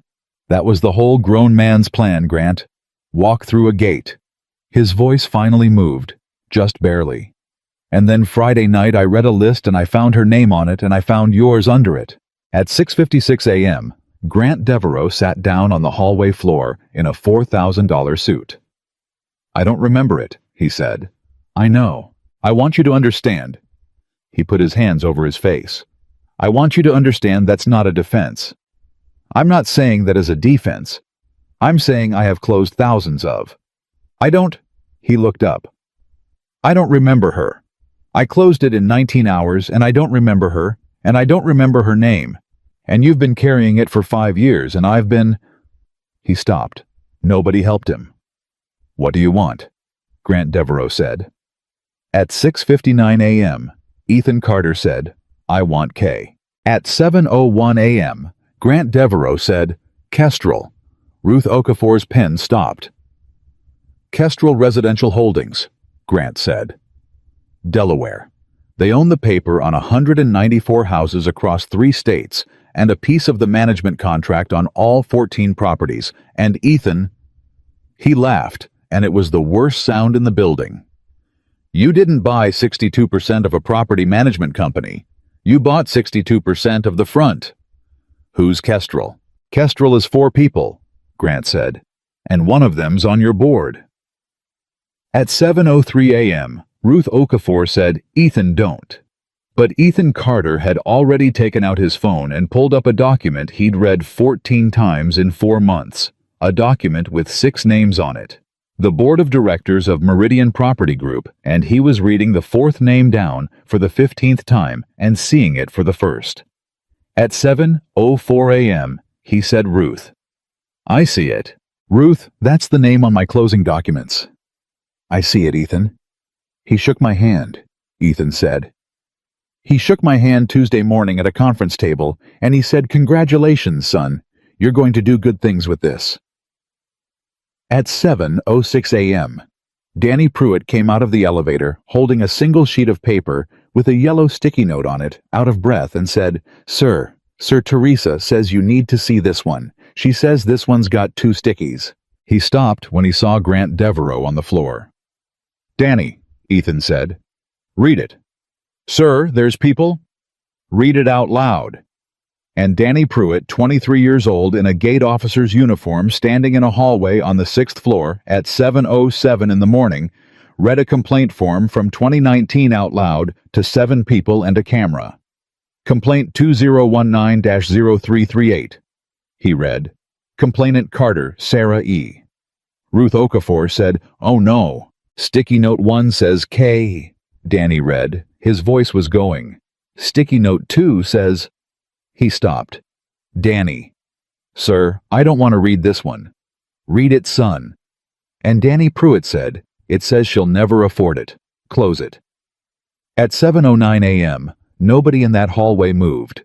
And then Ethan Carter, who had not raised his voice one single time in 4 days, who had been called Buddy and told to keep his hands where they could be seen, and told a story, wasn't a title search, and told he was a drywaller with a hedge fund's money, turned around and walked to the window at the end of the hall and put both hands on the sill and stood there with his back to all of them for a very long time. At 7:14 a.m., he said without turning around, Ruth. Yes. Call the board, all 6. Ethan. Emergency session. Wednesday. And Ruth. He turned around, and his eyes were red, and his face was absolutely calm. Don't tell them what it's about. At 7:15 a.m., Ruth Okafor said, Ethan, I need you to hear the sentence I'm about to say and not argue with me for 10 seconds. Go. If you walk into a board meeting Wednesday and accuse Pierce Halloway of running Kestrel, and you're wrong by 1 degree. 1 degree.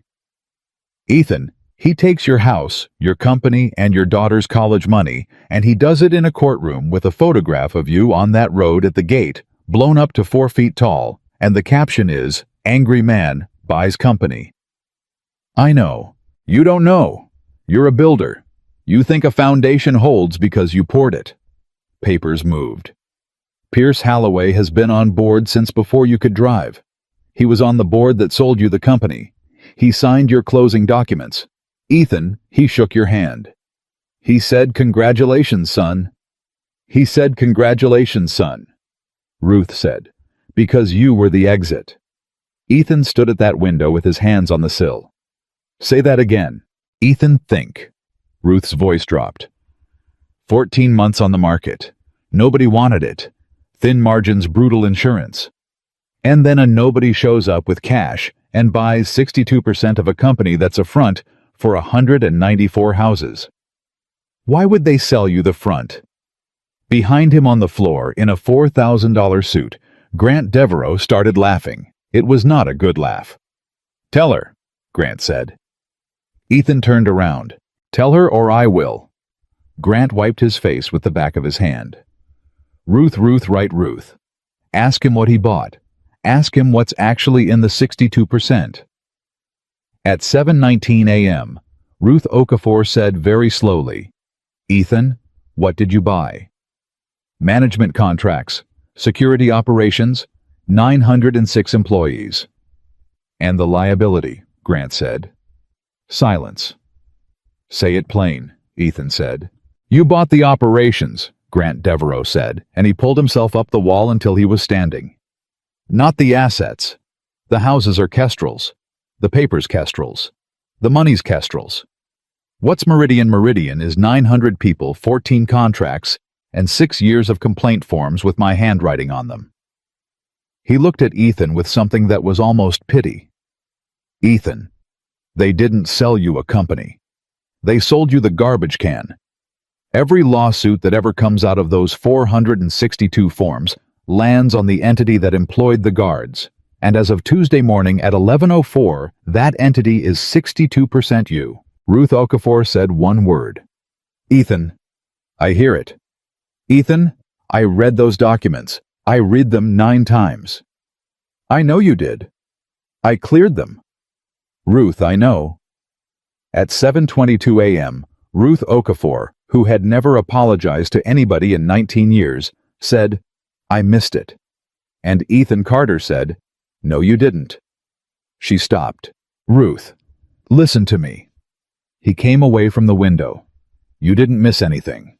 You told me in March. You sat across from me at that ugly table in your office, and you said, 'Ethan, this thing is a lightning rod. It's an operating shell, holding all the exposure. Whoever buys it inherits every sin anybody ever committed on those properties.' You said don't buy it. You said it twice." Ruth said, "And you bought it." "I bought it," Ethan said. Danny Pruitt said from about 4 feet away, in a voice like a kid at church, "Sir, why?" And Ethan Carter said, "Because I wanted to walk through the gate." At 7:24 a.m., Grant Devereaux said, "You're insane." "Probably." "You spent everything you had on a shell so you could what?" "So that on the worst day of the year," Ethan said, "when it was 11 months and my kid asked why we never went to see Mommy's house, I could put her in the truck and drive up that hill and have not one person on God's earth able to say no to me." He said it flat. He said it the way he'd said ma'am 11 times. "That's it. That's the whole thing. I'm not a genius, Grant. I'm a guy who got tired of asking." At 7:26 a.m., Grant Devereaux said quietly, "That's the dumbest thing I ever heard." "Yeah." And Holloway knew it. Grant put his hands on top of his head. God, he knew it. He read you in 4 minutes at that table. Grieving widower, no board, no partners, all cash, no leverage. Ethan, they've been trying to dump the operating entity for 2 years, and the only reason they couldn't is because every buyer with a lawyer said the same thing your lawyer said. "Don't buy it." "Don't buy it," Grant said. And then you walked in. At 7:29 a.m., Ruth Okafor said, "That's why he sold to you in 9 days." "That's why he sold to me in 9 days," Ethan said. Ethan, he set you up as the fall man before you ever met. Yeah, Ethan said. And then Friday afternoon, a woman he'd never heard of locked the fall man out of a gate in front of 20 phones. At 7:31 a.m. Nobody in that hallway said anything. Then Ruth Okafor started to laugh. Oh, she said. Oh, Ethan.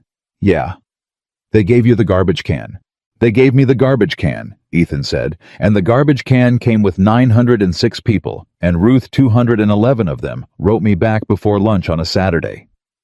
At 7:33 a.m., Grant Devereaux stopped laughing entirely because he finally understood about 90 seconds behind everybody else. He can't fire me, Grant said. Holloway, he can't fire me. I'm not his, He looked up. I'm yours. I've been yours since Tuesday. That's right. You could have fired me Saturday morning on your front steps. I could have. Why didn't you? And Ethan Carter said, because a man who's fired can say anything he wants. At 7:35 a.m., Grant Devereaux said, Oh, you son of...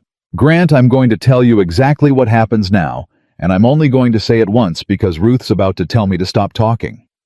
Ethan crouched down so they were level, the way he'd crouched in the gravel in front of his daughter. You resign Wednesday.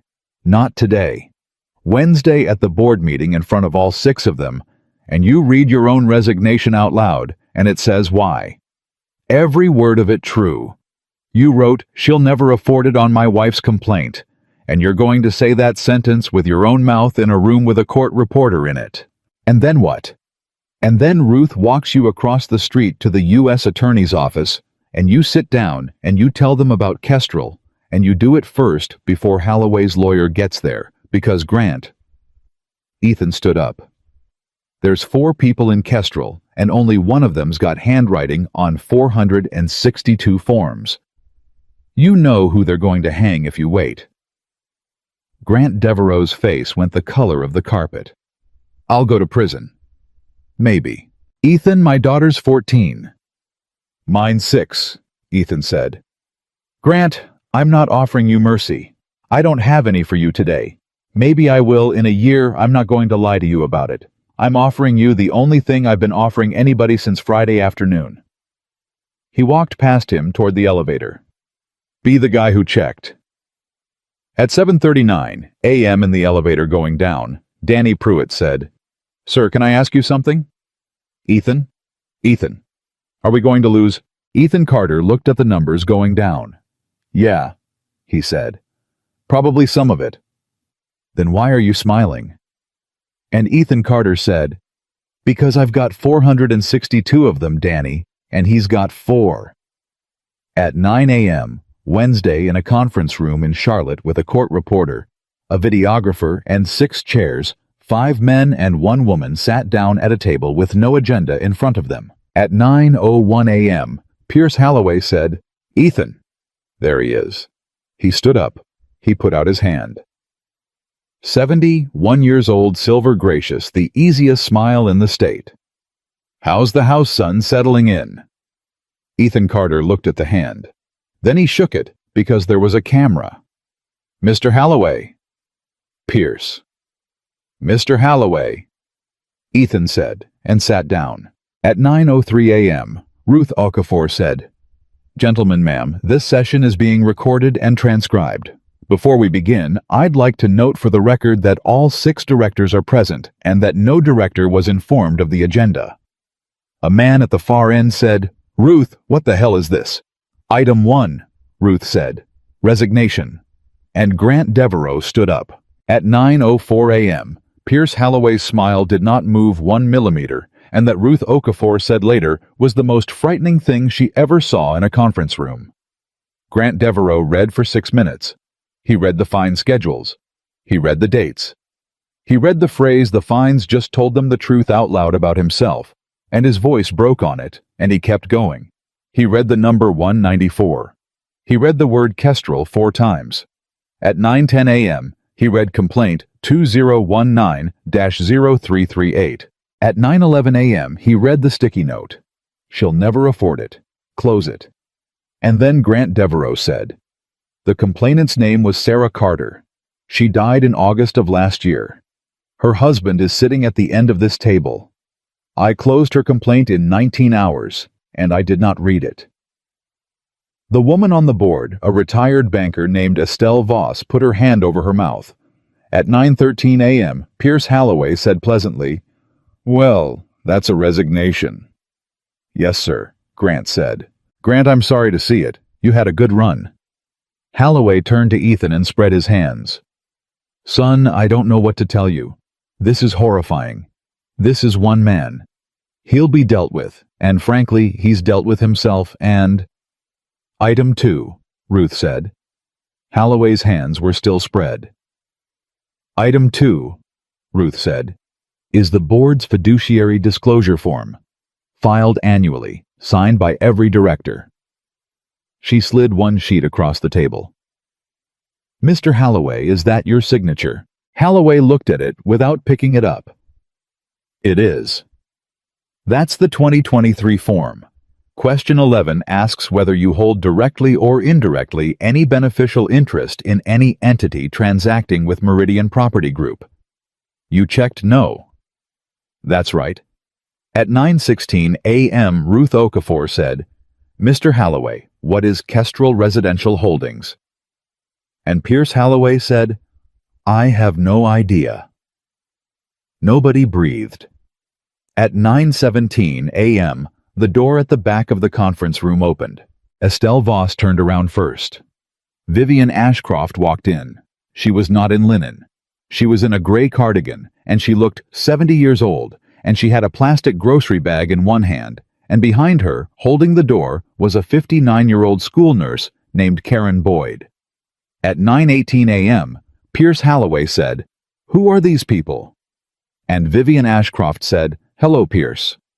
At 9:19 a.m., the entire room watched a 71-year-old man's face come apart in 4 separate pieces. "Viv," he said. 11 years, Vivian said. "You never once told me your name was on it." 11 years I did your paperwork and wrote your letters and counted your ballots, and I thought I was protecting property values." She put the grocery bag on the table. It clunked. "That's every check. Every one, Pierce. 2014 to now. Quarterly. Consulting fees to a woman who never consulted on one single thing in her life." Ruth Okafor said, "Ma'am, I need to advise you that—" "I know what you need to advise me," Vivian Ashcroft said. "I've had 4 days. I've watched myself on that road 400 times. She looked at Ethan, then for the first time, and her chin was shaking, and she did not look away. "Mr. Carter, I don't want anything. I'm not here for a deal. Whatever I've got coming, I'll take it standing up." Ethan didn't say anything. "I told a man to move your daughter," Vivian said. "At a gate. Because she was winning." At 9:22 a.m. Karen Boyd said, "Viv, sit down." And Vivian Ashcroft sat down.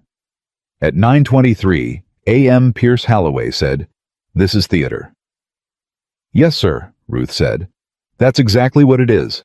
It's theater, and there's a court reporter in it, and it's costing you about $11,000 a minute in preservation exposure, and you're going to sit there and watch all of it." At 9:24 a.m., Karen Boyd said, "My name is Karen Boyd.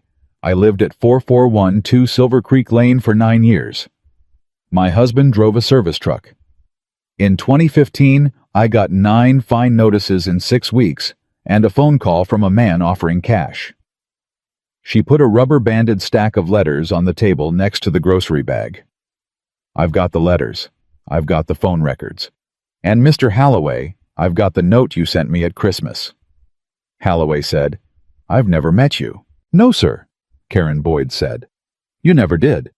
But the card said sorry to see you go, Karen, and it's your handwriting, and it's the same handwriting as the sticky notes because Grant Devereaux didn't write those either, did he?" At 9:26 a.m., the room made a sound. Grant Devereaux said from the wall, "No, he didn't. I mean, I did. I copied them. He'd call and say a number and I'd write it down." Ruth said, "Say that again for the record." "He'd say the number on the phone, Grant Devereaux said, and I'd write it on the sticky note in my handwriting, and I'd close the complaint, and my name's the only name in the system. He looked at Holloway. 19 years. And you let me carry all 462. At 9:28 a.m., Pierce Holloway stood up and said, I'm leaving. And Ethan Carter said, Mr. Holloway. Holloway stopped. One question. Son, I'd be a fool. Not a legal question. Ethan hadn't moved. He was still sitting. He had been sitting perfectly still for 27 minutes. Just a question. You don't have to answer, and I'll never ask you again, and after today, I'm never going to be in a room with you as long as I live. Holloway waited. 9 days, Ethan said. You sold me 62% of this thing in 9 days. Nobody wanted it for 14 months, and you gave it to me in 9 days, and you shook my hand and you said, Congratulations, son, you're going to do good things with this. He looked up. Did you ever look at my file? I beg your pardon. My file. Buyer diligence. You ran me. Of course you ran me. You're not stupid. Ethan's voice didn't move. So somewhere in this building there's a folder with my name on it.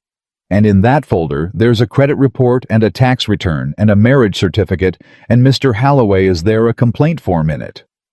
The room went absolutely silent. At 9:31 a.m. Pierce Holloway said, No. You're sure? There's no such thing. Because here's what I can't get past, Ethan said. You had 9 days and a lawyer and $40 million on the line, and a man named Carter walks in wanting the entity that owns the street where a woman named Carter filed a complaint in 2019 that you had closed. He leaned forward 1 inch. And you didn't run the name. At 9:32 a.m. Pierce Holloway said, I ran the name. Ruth Okafor stopped writing. Of course I ran the name, Holloway said, and the graciousness came off him like a coat sliding off a chair. You think I'd take $40 million from a stranger? So you knew. I knew there was a Carter, Holloway said.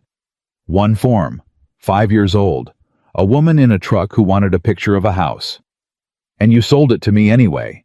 Son, Pierce Holloway said, I sold it to you because. At 9:34 a.m., in a conference room in Charlotte, a court reporter's hands stopped moving for the only time in 19 minutes. Say the rest, Ethan said. You want me to say it out loud?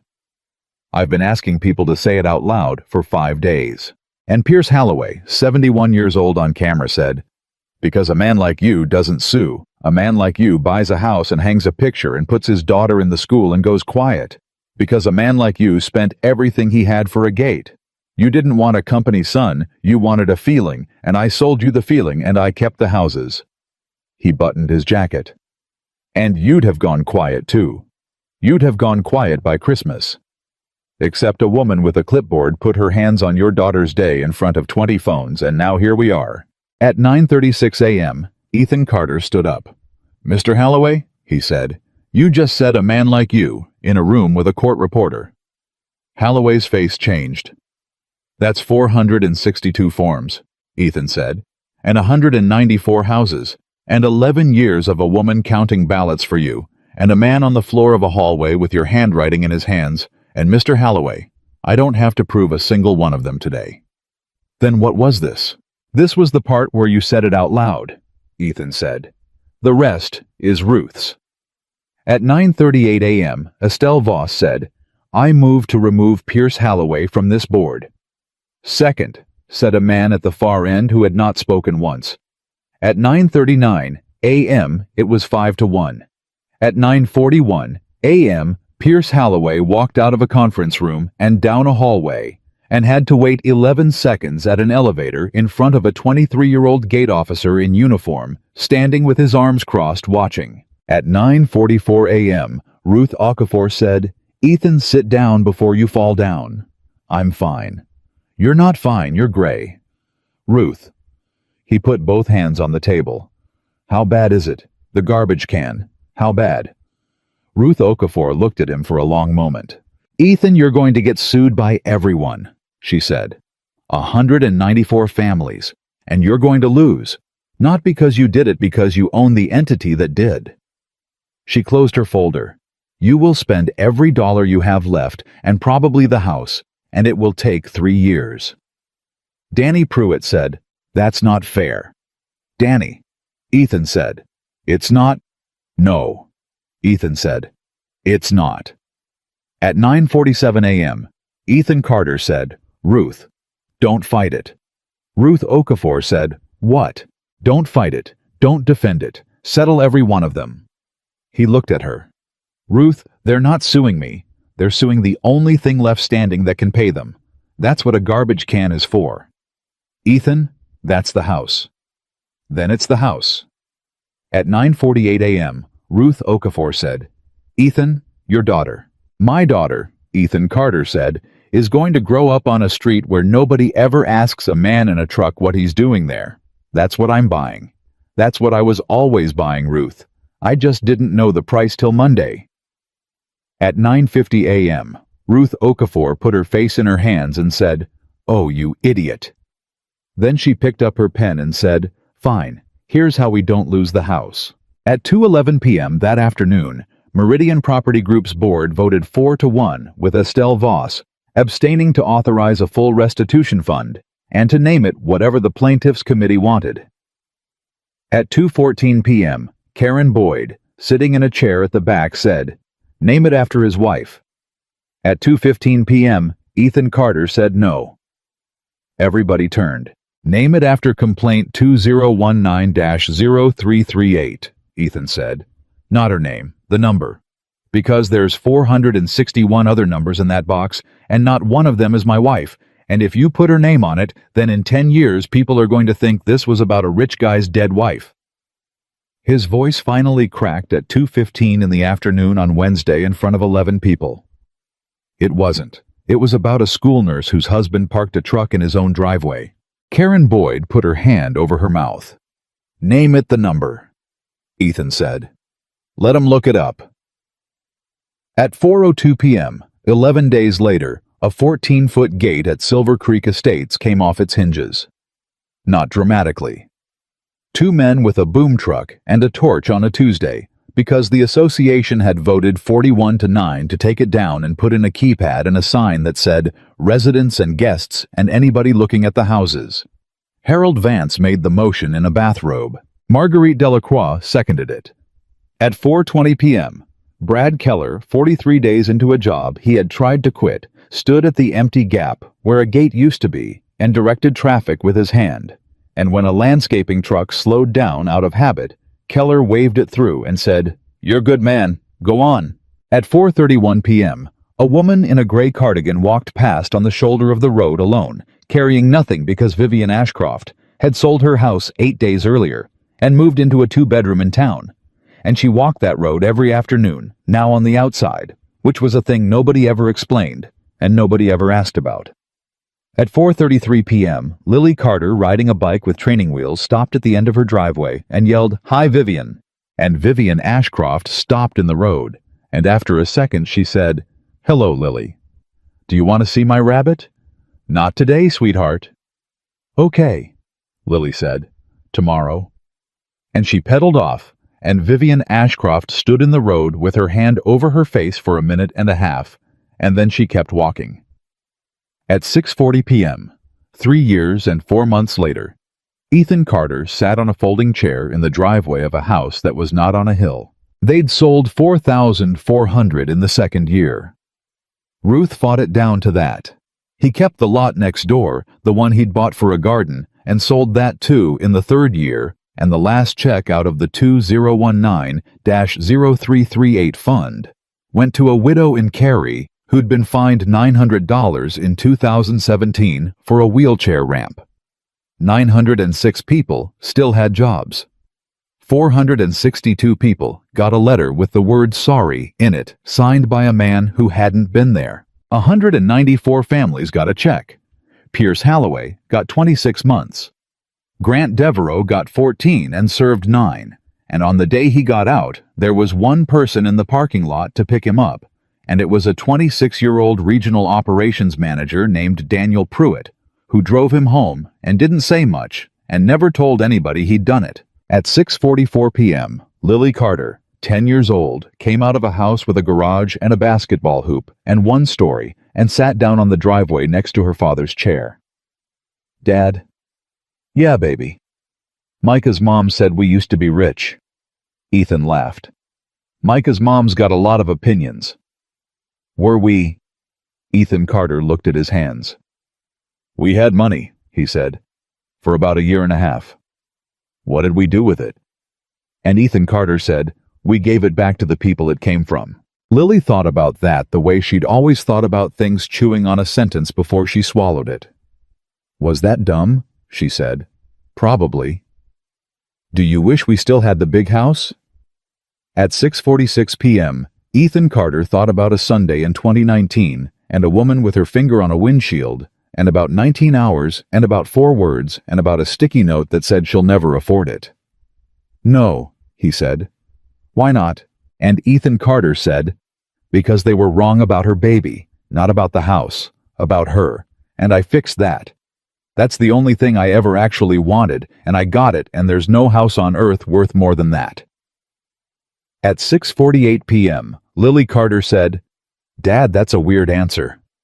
You'll get it when you're 30. That's what you said about the piano." "And was I right?" "Yeah," she admitted.